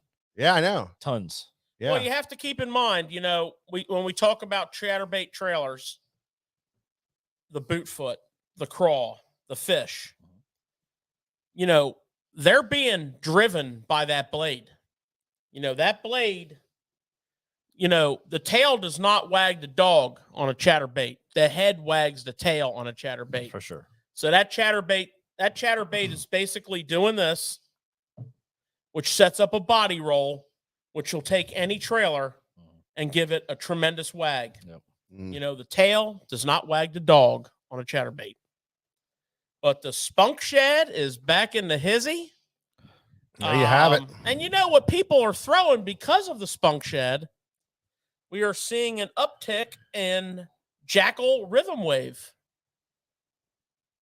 That's kind of the same kind of concept. The rhythm wave's been around for a long time. Not that long. Huh? Like 2 years. Yeah, it's been around for a long time. But this thing was designed to be fished in numerous ways. I mean, you can fish this as a fluke. Mm-hmm. You can drop shot the smaller one. Here's a smaller one here. Look at this. Look at that little one right there on a little 1/0 belly weighted hook with a blade. You can drop. This was made for drop shotting, actually. But a lot of people who couldn't get their hands on the spunk shad, we suggested the rhythm wave. Listen. It's actually the rhythm wag. My bad. I apologize. So, hey, spunk shad. Mr. Jackal, thanks you. So the other day, Monday, I was driving back from the Classic, and I get off at this exit, and I look over to my left, and what do you think I see? Johnny Cruz. Missile Baits. Oh, really? Yeah, the store was right there, like his little facility. Oh, really? I get off the Salem exit. And I look over and like, oh, there's Missile Baits. Oh, and that's where he's stop at in right and see there? him? Kelly said, you going to stop? I said, nah, I'm keep on going. Brian Schmidt was probably there because I saw he was there, but at the same time, he was probably there too. His truck put me was parked out back. They have a special parking spot in the back for staff members. Yeah. General public parks out front. Yeah, I'd be in the road. No, me and John Gillen really good. He's a good dude, man. John is really good. He is a super nice guy. Super smart on bait design too. You've been around. Talk about a successful. He looks bait 14, company. but he's been around. Yeah, yeah, he does. He does look successful 14. bait company. Yeah, I know. Oh, really? Successful bait. Yeah, company. unbelievable. I mean, who'd have thought that you could take and make a bait called the D-bomb and compete with the Sweet Beaver and actually that's what I was going to say. Yeah. create almost its own. Well, I was Ish category. Monroe dropping bombs. Bombs on him. I mean, Ish Monroe was critical in that. At that time, he was whacking them on that thing. And the greatest statement ever was, all I was doing all day long was dropping bombs on them. And that was it. That's all it took. Beautiful. It was the beautiful. But you know, everything they bring out, okay? And lately they've been doing collaborations. So this is with Hog Farmer, genius. Mm-hmm. The Magic Worm with Robo Worm, genius. Yeah. Right? Quality baits, affordable pricing. I mean, this bait is probably the only bait I didn't make a note on the price. $5.99 a pack. Yeah. Of 7. And I'll tell you what, these aren't going to tear up real quick. They're nice. You know, these are specifically made with this, what I would call toughness. Mm-hmm. I'm not going to call it a stiffness. I'm going to call it a toughness. So that when you rig that up on that chatterbait, whether you're fishing a jackhammer with a little wire or you're fishing a OG with the lead barb, it's not going to go anywhere. You're going to catch a few fish on this bait. What's up, John Henning? Good to have you back, brother. There you have it. I like it. I'm sold. Spunk shad, Mike. Love that spunk shad, man. Back All you guys are driving me crazy about it. I'm glad they're here because now we can fix you right up and we can back in stock. We're back in stock and you guys can order them up anytime. I want to thank Byron at Missile Baits for expediting the process. Yes. Thank you so much. I wanted to, before the show started, we kind of went over an outline loose. We don't really like to make this tight, but I wanted to, we're talking trapping. We're talking, new product and how we adapt them. It's coming up on square bill season and we have a new product to show you. It's part of the Shimano World Series. It's called the World Rush. So if you recall the World Series, they have the flash boost technology. Look at that. Mm. So you got a little mirror plate on a delicate little spring in there. And we've had tremendous success with the World Minnow and the World Diver. Yeah, no doubt. We've had really good success with the World Popper. No doubt. They have the World Crank. Now they have the square bill. Typical, very Bagley, like old school square bill. Bagley-ish. Great hooks, great colors. And I wanted to show it to you because it's new. Okay, the World Series is a little pricey, $17.99, but it's this is a square bill that's going to protect the house. It's going to come through cover real well. But, talk to Greg a little bit. And, we're coming up on this pre-spawn to spawn season square bill bite, which is really effective. But to me, It's about casting angles and retrieves. What can you give us like a 1, 2, 3 punch on Square Bill 101 or maybe even Square Bill 201? Something in the vault? Well, yes. Coming up this time of year, a square bill is a must-have on your front deck, not in your rod locker, on your front deck. Fish are just getting up, getting shallow. This time of year, one thing you run into big time is rain, nasty weather. Things get churned up, fish get tight to cover, and literally some days the only thing you can get them on is a square bill. We kind of talked about it too. Like, it's just not a giant deal around here, and how important the red is. Red's really important because this time of year in pre-spawn, and I don't want to say my opinion, it's the truth. Fish are feeding on crawfish. Fish know that crawfish give them protein versus if they go eat shad, it's just not a filler. If you ever see a bass poop in your boat, when it poops out shad, it just comes out like mush. Now, when they're on crawfish, it looks completely different when they poop in your boat or in your hand or wherever you're at. Mm-hmm. It's solid. So this time, that's usually on my carpet on my front deck. Cop it or your live well too. But I've caught bass where crayfish arms are coming out of their butts before. Yeah, absolutely. When they're eating them like crazy. Yeah. But that's where the whole square bill thing comes into me. It matches the hatch, but it can be fished very efficiently especially in the muddy water situations, tight to cover. You could bang a square bill through trees all day long. There's been a lot of times where I go down a tree line, dude, and I flip it. I'll come back with a square bill and crush them. Yeah. It's amazing how much power it has in the pre-spawn. Mm-hmm. Absolutely amazing. Well, I think most people are, I'm not going to say not confident in cranking, but they're not real solid on cranking. Mm-hmm. So therefore, there's not a lot of experience to draw on, whereas everybody's real confident flipping, mm-hmm. jigging, mm-hmm. Flipping a jig, pitching. Everybody's down with that. Everybody's good at that. Yep. Everybody's confident in that, but not everybody's confident in square bill, particularly a tree. Mm. You mean to tell me I'm going to spend $17.99 on this crankbait and you want me to throw it in that tree? Right? It's designed to go through it. It is, but we talked about this on our spinnerbait show. Be patient and take the correct angle. That's the biggest thing. So that's what I want. That's what I'm trying to get at. Okay. Now, if we're talking riprap parallel and riprap, where you're banging that thing off, you want contact from that cast to the beginning all the way back to the boat. Mm-hmm. Because if I cast down riprap and I cast up there, hit it 2 seconds, and I'm pulling it off, then you might as well throw something else. Mm-hmm. Where on a square bill, like we talked about, it is designed to be fished in and around cover. Okay, now if I pull up to a tree, if you're brand new to throwing square bills into cover, the biggest thing is, let's just say you're horrible at boat positioning. You're fast on the trolling motor. You're coming like a bear. You're just messing stuff up. Just pull in there and start off with your casting. Try to get very accurate. That's the biggest thing. But besides that, start off with a really, really slow retrieve. Because when you start with a real slow retrieve, believe it or not, with a square bill, I think it's more intimate with a square bill than probably any other cranking bait. Because with a square bill, if you come into it and you crawl it through, once you do it enough, you can start to feel the roll. You can start to feel the bait coming through. And if it does happen to get hung up, they're so buoyant now, just back off. You're going slow. So if the point goes into the cover, just back off, and the buoyancy of the bait will pull back off again. Mm-hmm. So come in. The good part about nowadays, almost everybody has power poles or some kind of anchoring system. Mm-hmm. So if you're pulling up to a tree, you want to pick it apart, take your time, go in there nice and quiet, pull down directly in front of it, and do accurate fan cast all the way through that tree, and just take your time. That's the biggest thing.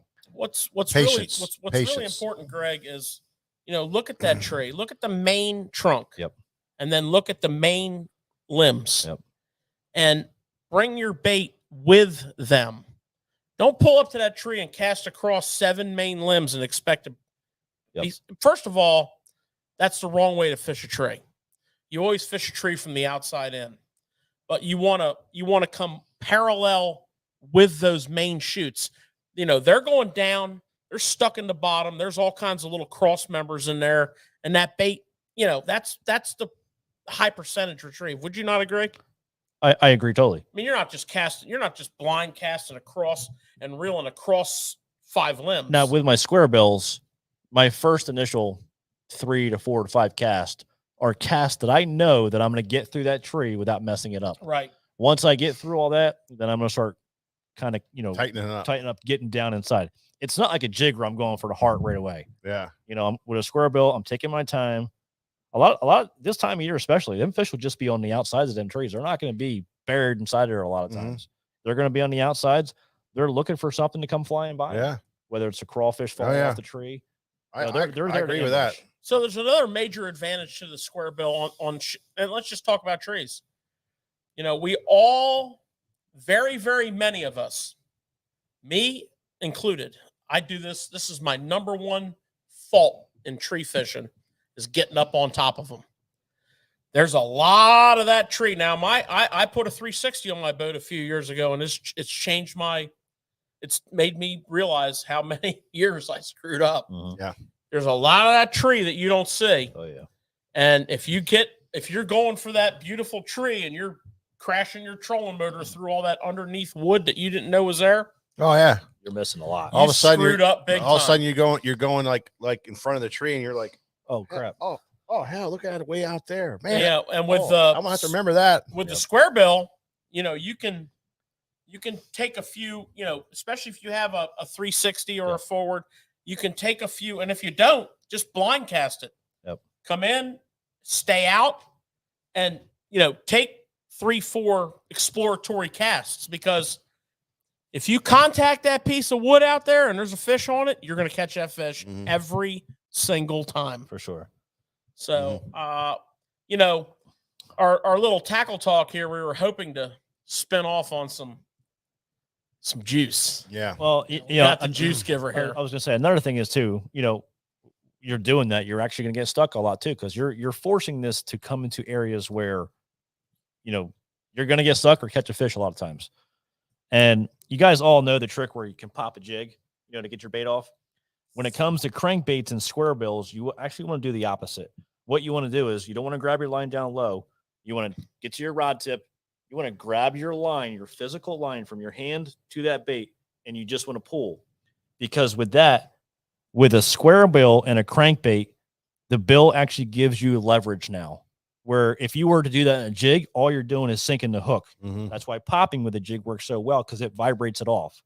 But now with a square bill and a crankbait, you grab that line, just pull. A lot of times, whatever you're stuck against, the bill will actually pry against it, and it's sharp too. The bill will actually pry against it and pop it right out for you almost every like time. a claw hammer. Yeah. Yeah, exactly.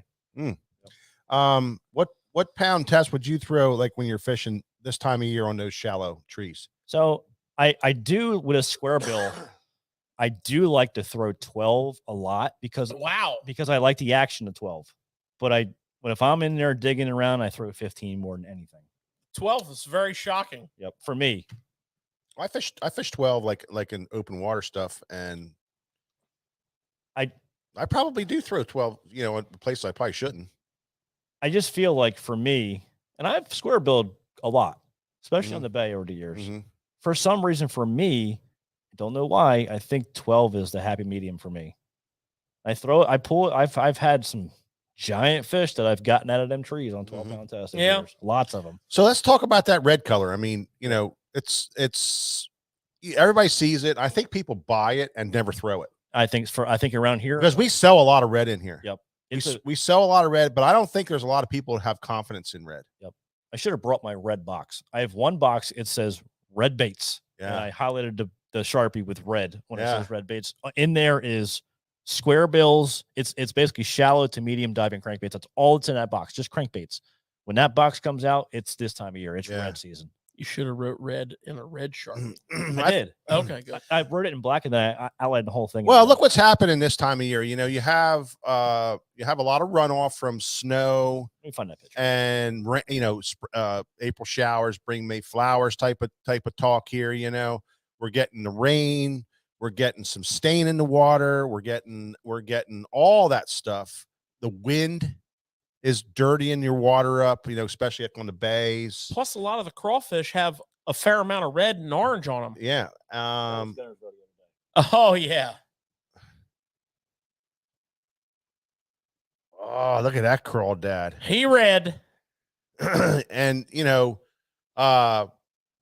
but, that He red. He read. Yeah, definitely. And that red, not only does it match a crawfish, but it's a great contrast in dirty water. Awesome. So if you have dirty water or like a green hue, it literally glows. Like if you have green water, red has like a halo around it. Them fish can target that thing and chase it down and eat it. They love red in the spring. There's no doubt about it. So George and I were fishing on Sunday. We finally got a chance to get out, and the water was just off color. It still had green hue to it.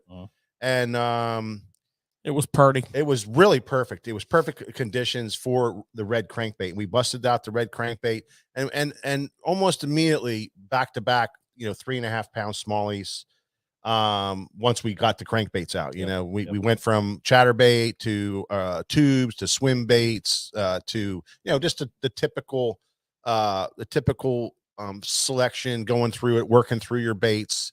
Got to the crankbait, worked the crankbait, boom, boom, and then we're like, oh, sheesh, they're on this crankbait. So then, and then we, but it wasn't dirty water. It wasn't like you have to throw this thing in mud water. It had a nice kind of greenish hue, and like you say, it does glow. It glows. It glows great. And these bass were choking it.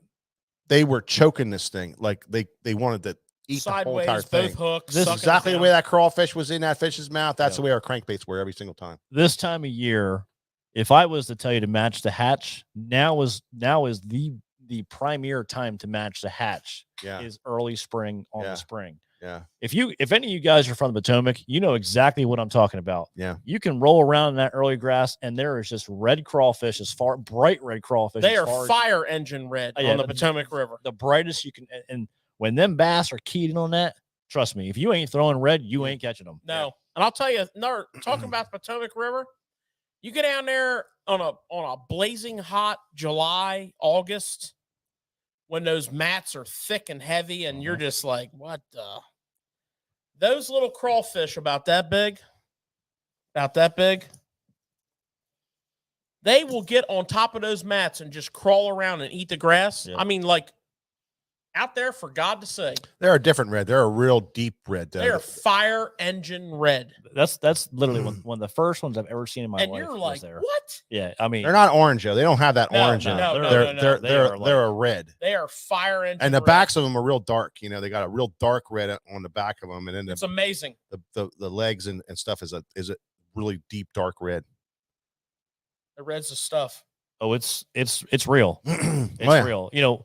And this time of year too, we're talking square bill, but Mike brought it up a little bit too. You can mix in flat sides or like a modified, like a Little John MD. Beautiful. Is probably around the country one of the best sellers. Absolutely. Beautiful. Yes. Fantastic. Yeah. I like the regular Little John too. Yeah, I'm just throwing it out there. Like there's a lot of options. And their red game, perfect, strong. I mean, it looks perfect. That crawl I showed you looked just like John. They have different reds for all the regions of the country, right? Yeah.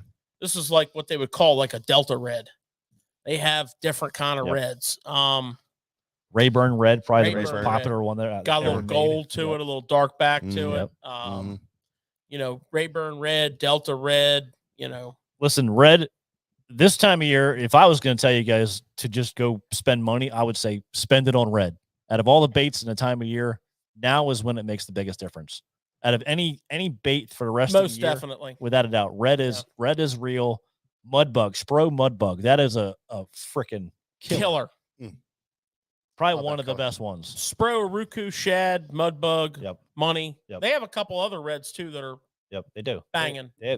Spro's got their color game going on. I'll tell you who else makes a hell of a flat side that we've been catching a lot of fish on, and that's the OG Ott Defoe OG Slim 6, the bigger one. Yep. Oh, anything, that dude anything from him. badass. I bet. And that DT6 and that DT8 and that demon color. Oh, we already know that. Yeah. Straight cash. Anything with the DT in front of it, it's freaking awesome. How long when Randy Howe won the Classic, how long did it take you guys to get DT6 in that color? Oh, a lot longer than it took us to sell out in that color. Like, I bet. the demon color sold out immediately. It was nationwide. What was interesting about that Classic was we were actually overstocked on that color. Oh, yeah. You know, the head buyer here, We're seeing red. not too good. Made some real big mistakes that year. Yeah. And You're listening. Not too good on that one. Extremely heavy on the demon color, and everybody was just like, this fucking guy. I mean, sorry, this guy. Well, guess what? Randy Howe won on that demon red, and we rolled. I bet. But to restock, yeah, probably impossible. It was. I mean, they have to. Those are balsa baits, man. You don't just put a call into the factory and say, "Yo, bust out another 1,000." That's a good point you just said, George. So they're balsa. So the reason why a DT is so good in colder water is because it's balsa, where all the other baits on the market are made out of some kind of plastic. Yeah. You know, so if you're looking to step your cold, there's a lot of little things that we talk about on here and just around the country. Like, them little differences are the differences. That's why the DT is so darn good, especially in a cold front. Yeah, all that stuff. And I'll tell you something else about the DT that's interesting. The 6 and the 8, particularly the 8. You know, typically we look at the rounder bodied lures like this, and we know before we ever cast this lure, it's going to have that nice thump, thump, thump wobble. You know what I mean? That like dunk, dunk, dunk, dunk. We always talk about cold water. We want a tight wobble. We generally go to a flat sided bait. Well, I can tell you a DT6 and a DT8, even a DT10, they're very tight. They are tight. They're like this. Even though they have that rounder appearance and they have that rounded off lip, you know, they're tall and their balance point and the balsa. And I'll tell you another thing about them. You know, where we were fishing some gnarly, nasty rock. And if you hung that thing up, you could pop it one time and get it free. A lot of the other baits we were fishing, which were plastic. Yep. I mean, the wind was blowing 30 plus. Yep. So, I mean, we would have to start the motor up to drive up to retrieve them. But that balsa is if you're not a DT guy, and you think they're not a cold weather bait, think again, my friend. As Coach Corso would say, not so fast, my friend. Greg, John Henning has a question for you. Do you organize baits by color or by bait type? Well, when it comes to rattle traps, for the most part, this is a wide variety of different companies. But so I do have an actual just DT box, because DT to me is a different crankbait because of the buoyancy, because of what George said, the tightness of the wobble. There are certain baits that I do have certain boxes for. Plus, you're going from 4 to 20. Correct. You're right. Well, that being said, too, like, you have deep boxes. You got deep boxes. I try to organize my stuff so it's as simple as possible. It makes more boxes, but it's easy for me to. I'm going to Eufaula. I know I'm cranking from 15 to 20. I need this box. You know, I don't need them 4s and 6s. Right. You know, I try to make everything as easy as possible, but it does make me have more tackle that way in the long run, but it's organized to the point where I can have less in the boat. You know, sometime this summer, I'd like to do, when we have some daylight, I like to do Tackle Shop Live from a boat. Okay. I'd like to actually pull my boat in here and talk and do Tackle Shop Live on tackle organization. That'd you be know, cool. I mean, think about this. Such a huge thing. Think about just crankbaits. Yep. Right? You know, when you're fishing and you're dialed in, and I don't know about a lot of you guys, but for me, you know, Sunday, when I get lost out there on the water, I'm only thinking about that next cast. I'm only thinking about solving the puzzle.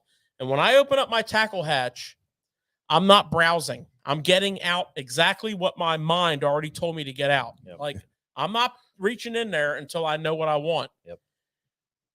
If I can't find it, I'm inefficient, right? So the tackle storage aspect to me is critical. And you're organizing your tackle.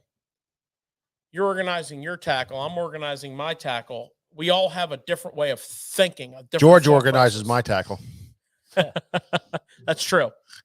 I do what he does. I mean, that's a great question that he asked, and your answer is leading to a whole endless amount of possibilities. Yeah. One thing that I learned from the store, so my plastics, I mean, I think the mass majority of fishermen carry way too many plastics more than anything. Mm-hmm. You don't need 20 bags of the same color in your boat.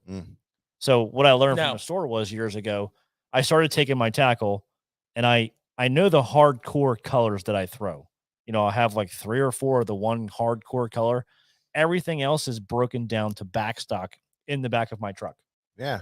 You know what I'm saying? Sure. So sure. They do backstock here, obviously, and they stock the shelves. Yeah. I made my truck so it's the same exact way that, I know what you got. Yeah. You know what I'm saying? Yeah. But I have it all laid out with backstock. Well, you have to be able to get to it, though.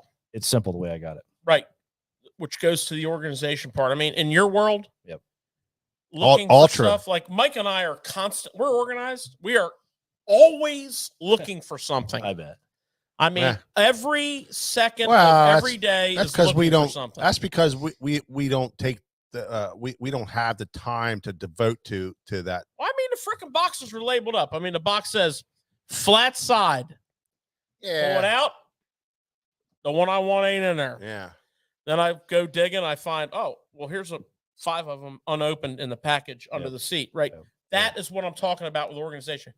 As an Elite Series angler, you cannot do that. When you're on the water during a tournament day and you jump off the trolling motor to get a bait, that bait better be exactly where your mind tells you it is. It is. So like special. I mean, I know yours is because I fished in your boat, and when I opened up the hatch, I took a moment. It's perfect. Mike, that's what yours is like, I took a moment. Oh, yeah. Well, hey, after the day that me and Greg fished together, I said, where's the Senko? He said, up here at right corner, second box down, you'll see all the colors in there. So I go in there, and I'm like, I can't find it, Greg. He's like, it's down in there. Oh, I said, oh, here it is. And I'm ripping. And by that time I had like 10 bags ripped out laying on the thing. And I said, okay, I got them laying out down here on the bottom of your rod locker here. So he says, yeah, don't worry about it. I'll get it. And I know it was just killing him because when I opened it up, it was all like beautiful in there. Everything was stacked all perfect. And I was laughing my ass off. I'm telling you, make a note of this, cameraman Nick. I take him. We're going to do a tackle organization show. I'd take him 3 hours. We're going to bring a boat in here when we have some daylight. Let's do it. Because we get the Wi-Fi right outside the front door. Yeah. Hey, you know what though? Speaking about tackle organization, remember the guy that we had? Yeah. Tom Mills. Tom Mills. Oh my God. Holy crap. Well, that's like Greg's. Honestly, Greg's is very, very organized. Very labeled up. Oh yeah. But Tom Mills takes it to another level. He is Tom Mills, man. Beautiful. Well, the thing about he got to count it down to the jig head. And I said this a minute ago. He's going to do it one way. Yep. You're going to do it another. I'm going to do it another. So, like for me, and I'll give you an example of what I mean. Let's talk about a jig head. Like all of my jig heads are in one big giant box, right? I don't have a box for Ned heads and another box for ball heads and another box for swim bait heads. I just got a big Bass Mafia, double deep, the big heavy duty red one. And they're all and every slot is labeled with a Sharpie pen. Size. So I know if I need a jig head, grab that box. If I need a 1/10 of an ounce weedless Ned head, there's a slot for that. If I need a 3/4 ounce 6/0 hook, open hook swim bait head for a 6-inch swim bait, there's a slot for that, right? That's what's nice about that box. It has a million slots. But that works for me. Yep. For other people that I fish with, they have a box for Ned heads. They have a box for swim bait heads. That works for them. So we're going to do this. That's what I do have. I have it. Mine is completely separated. I got jig heads. I got Ned head. Everything's separate. But I had to go to a kayak where I had to break everything down and be like, thank God it was pre-spawn spawn when it really just compresses things, because there's so much good stuff that I like to throw. I couldn't bring it all. So I really had to sit down and be like, okay, I got 3 Plano boxes. I need to. The cabin I stayed at for the Gunnersville was the only time I can tell you it was an absolute freaking tornado went through there. I had SFT turned upside down inside this cabin. So I trying to figure out what and how. Yep. And I seriously hear what you're saying, because for the vast majority of my life fishing, I always fished out of my boat. Always. Well, here the last 7, 8, 9 years, I've been fishing with some really good friends of mine. I fish with Corbin a lot. I have a couple other buddies that I fish with a lot, and they like to use their boat as much as I like to use my boat, or as much as Mike likes to use his boat. And guess what? We got to compromise. And your kayak world, you need dedicated kayak tackle. You cannot be disassembling the elite tour boat. You're trust me, that does not work. And I'll tell you how it doesn't work. Mike and I went and fished a tournament on the flats in the spring. And he's like, I need a white chatterbait. And I'm like, they're in the front hatch. That chatterbait box got pulled out of that boat the week before to be taken with when I went fishing with somebody else. There was no chatterbaits in the Skeeter for a springtime Chesapeake Bay tournament. That one black and blue chatterbait. That's a problem. So you need. You're right. You need your tackle for your kayak. I'm telling you, that is not going to work. You're right, because I don't think I've ever had that much tackle in the bed of my truck. My truck was like that because I literally had everything I owned that was in the bass boat plus at my house in my truck. Can't do it. You're right. You're right. Hard. That's horrible. No. And then having to come home and put it all back together again. So I made myself a little go bag. Yeah, you're right, George. You're right. That's I got a little go bag. It's about this big, and whoever invites me fishing, know this: your tackle will be my tackle that day, because you don't want me to bring everything I need. You're right. Yeah. Well, in a kayak, you don't have that. You fished with us on the river already. Yeah. Yep. And here's another question for you, Greg, from John Henning. Do you lighten a load of baits in the boat on tournament day? Do you get rid of baits that you're not going to use, or you don't think you're going to use? Yes. You do? Especially on a big run. Like, let's say we're at Champlain, I'm running down to Thai. Everything pretty much comes out except for what I know I'm going to catch them on. Really? Save gas. I always was afraid. I was always afraid of that, because you get up there and it's like, oh man, this would be a perfect place for that frog. Oh, I took my frog box out. Something like that would be there. It's I listen. I still keep my hardcore. I'm catching fish baits in the boat. Yeah, but he's not bringing the 9-inch Nichols offshore structure flutter spoons. Yep. Down to Thai. I love when we go to places that are largemouth only, and I love when we go to places that are smallmouth. Like going up north, my boat is so light and fast because I only really bring a couple things that I need. Yeah. You know what I'm saying? Yeah. Yeah. You can fish for them smallies up there with just a couple baits. You really could. Yeah. You really could. Drop shot, spy bait, and a hair. That's all you really need. Yeah. So guys, we're rapidly approaching maximum time here, and we're going to skip some things, which it's okay. But I do want to tell you about 2 more baits that I'm very excited about, and one is the Mega Bass. I'm going to put this in the palm of my hand. The palm. This is the Mega Bass Sleeper Crawl. And if you've ever fished the Sleeper Gill, dark sleeper, and the dark sleeper, this is that same concept where in the back here, hidden secret, is that hook, and it's really well protected. These are pretty durable. I was impressed with the durability of this bait. It's some kind of weird rubber. It's not. I wouldn't say it's Elastec stuff, but it's definitely pretty not tough. Elastec. Pretty tough. But it's really cool, man. It's really cool. The success of the dark sleeper has been a sleeper. Sneaky. It's sneaky. There's a lot of guys that won't talk about that thing. And I'm telling you right now, they will not talk about it. That thing is catching fish like crazy. This thing has has the weight back here, So it's going to fall down like this. I mean, this bait is awesome. Comes in a ton of colors. I like the size of it. Yeah, it's 5/8 of an ounce, Greg. I like the size of it. But, it has to be because it's kind of buoyant. Yep. So one of the things when you look at a bait and you're going to rig it, let's say you're going to rig a bait on a jig head or Texas rig, your mind kind of goes to the buoyancy of it, right? Oh, I got to go a little heavier on this weight. I got to go a little lighter on this weight. And that's why this is 5/8. Plus, they wanted one size that's going to work from shallow to deeper. Mm-hmm. It's 5/8, but it's not a heavy bait.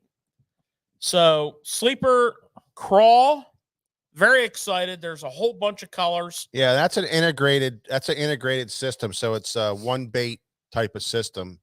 That's why they make the plastic very durable. It's a different type of plastic than what you would think. It's going to be really hard to rip up, but it's an integrated. It's like it'd be just like the dark sleeper. Yeah, it don't rip. Yep. Yeah, it doesn't rip up real bad at all. If anything, you're going to lose them before you tear it up enough. It'll get chewed up before it rips.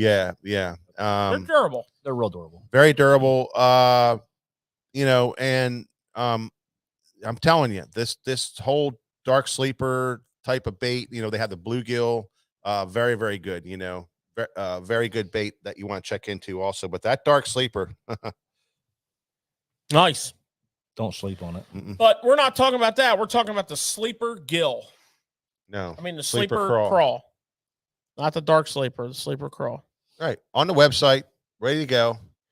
But the other thing that was excited, that was a Bassmasters Classic release, and I really like this because I'm a mag draft junkie. 3 colors of mag draft, classic release colors. That one there, Greg, is called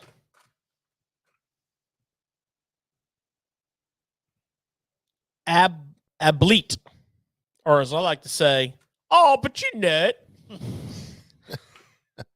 So what changed on this? What's the deal? Just the colors. So they did. Mega Bass does a thing, Greg. If you're not like totally into the Mega Bass world, I do understand a little bit. Yes. Every month they do a Respect Series color. That's awesome. It's kind of like maybe a once and done. Yeah, that one there. That one there is called Catch Aurora Shad. Ooh. And then this one, and this was interesting here.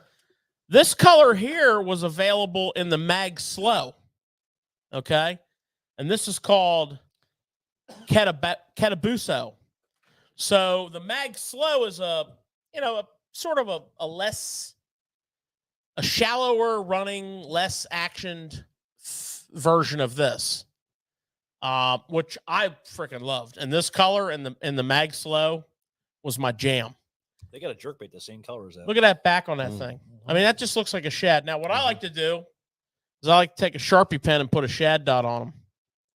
Right there and right there. Sometimes I'll write "eat me" on the belly. But anyways, I digress. 3 colors.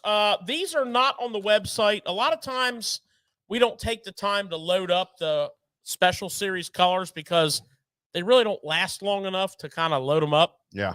Plus our website guys are very busy loading other products all the time. We actually keep them right back here in this closet, and they're chained to their desk legs. We let them out. Get water and matter food. of fact, as soon as this show's over, they're all going to go out for their daily exercise. We're going to feed them. And then they're back to loading web pages. Okay, so love it. That's where we're at on Mega Bass. We're big Mega Bass people here. We love the Mega Bass family, and their baits are spectacular.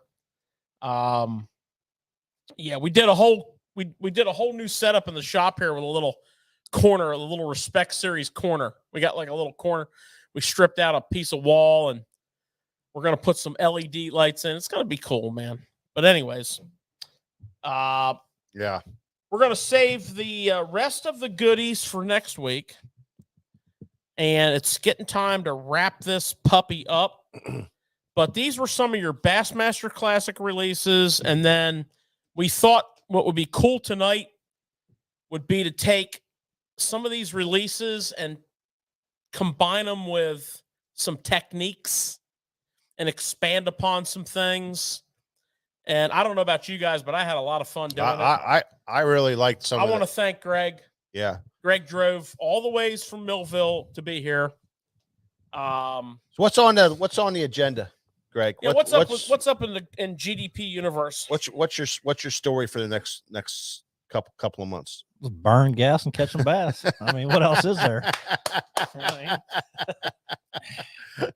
Starting off, I got in about 3 weeks. I start off down in Hartwell kayak event, and then from there I go right to Murray, and then from there I go to Santee Cooper. 1 week off, Lay Lake. What's nice about that What's Lay Lake? Is that a kayak tournament? Them three are elite. Oh, those three are elites. Yeah. What's nice about 1 week off? Yeah. What's nice about the first three is they're all kind of neighbors. They're real close. You don't have to do all kinds of crazy driving. Yep. How far away is Lay Lake from where? From your last event? If I had to guess, 6 hours. Is it really? Yeah. Where is But Lay the Lake? other three are pretty tight. Yeah, the other three are like so. Hartwell and Murray are right next to each other. right next to each other. Yep. And then Santee's on the coast, pretty much. Well, not the coast, but close. Yeah. Yep. Yeah. We have a gentleman on that tuned in earlier tonight that said hello from Santee. All right. Well, I bet you he's down there just they're frickin' jacking some What- frickin' toads. What tournament are you excited about out of the next ones? Murray. You're most excited about? Murray's going to be, I think, a wide open event. It could be a blueback herring spawn event. It's going to be spawn. It's going to be pre-spawn, post-spawn, probably some deep. Yeah. Could be up in the Mine River. Could be in the Mine River for sure. And it could be. You're going to see clear water play, medium, mid depth, dirty water up top. Is Santee going to be a little too late this year? No, Santee is going to be spawn, post-spawn, top water. That's what I think. Yeah. You know what? I'm having some significant withdrawal symptoms this week.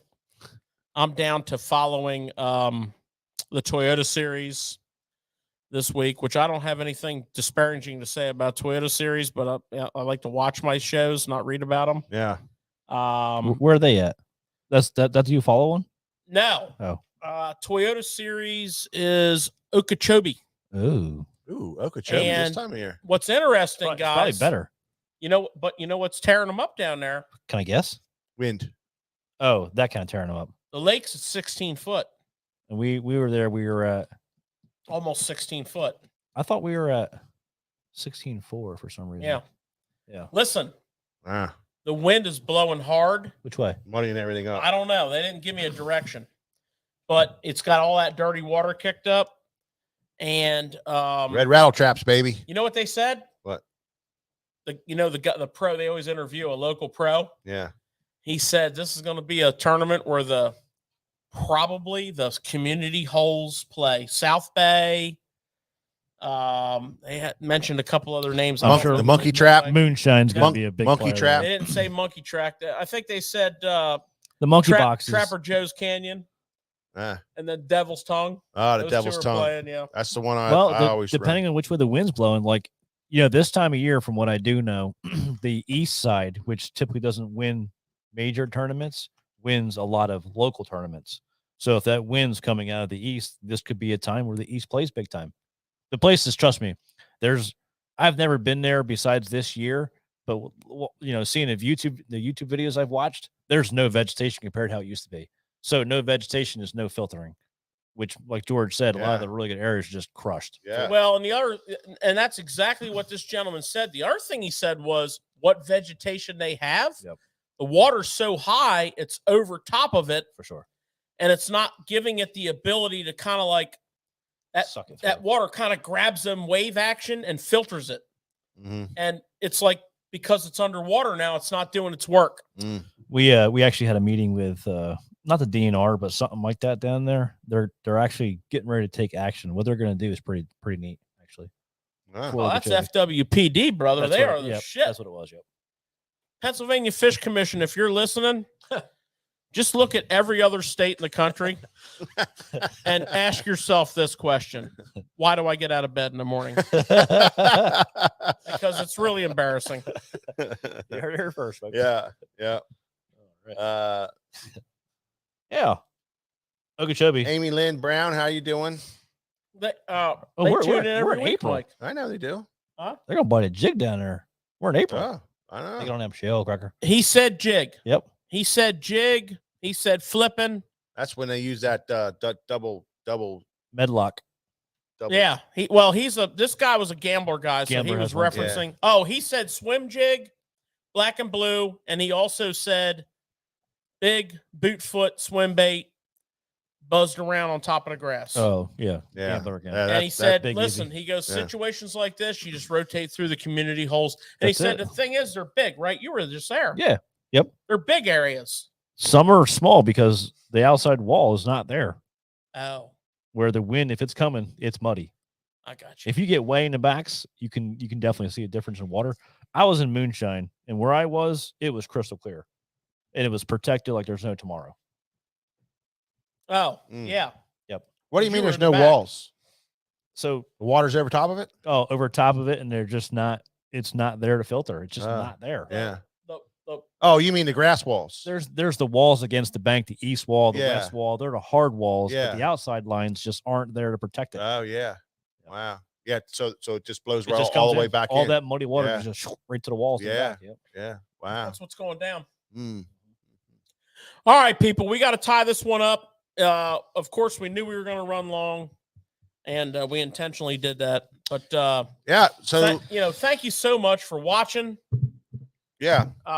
Greg. Yep. Really appreciate you coming out to be on the show. I know you're extremely busy. Cameraman Nick, thank you very much. What do you got to say there, Big Daddy?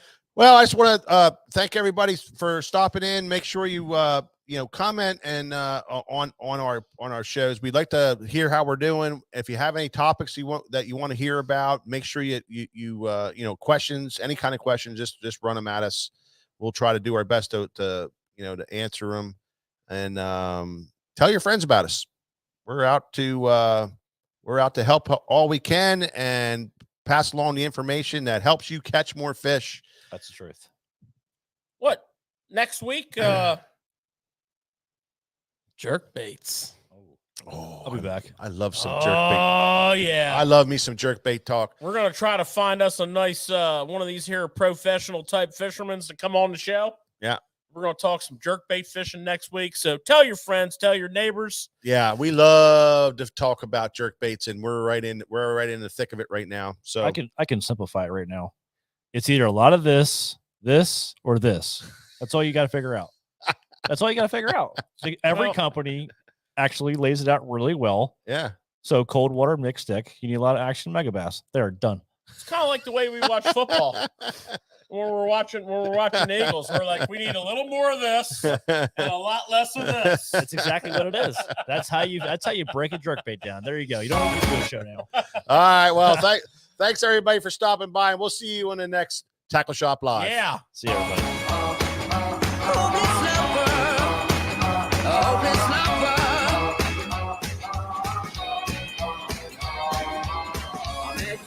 A sunny day, right there you took my breath away. A young and pretty, was it just a dream?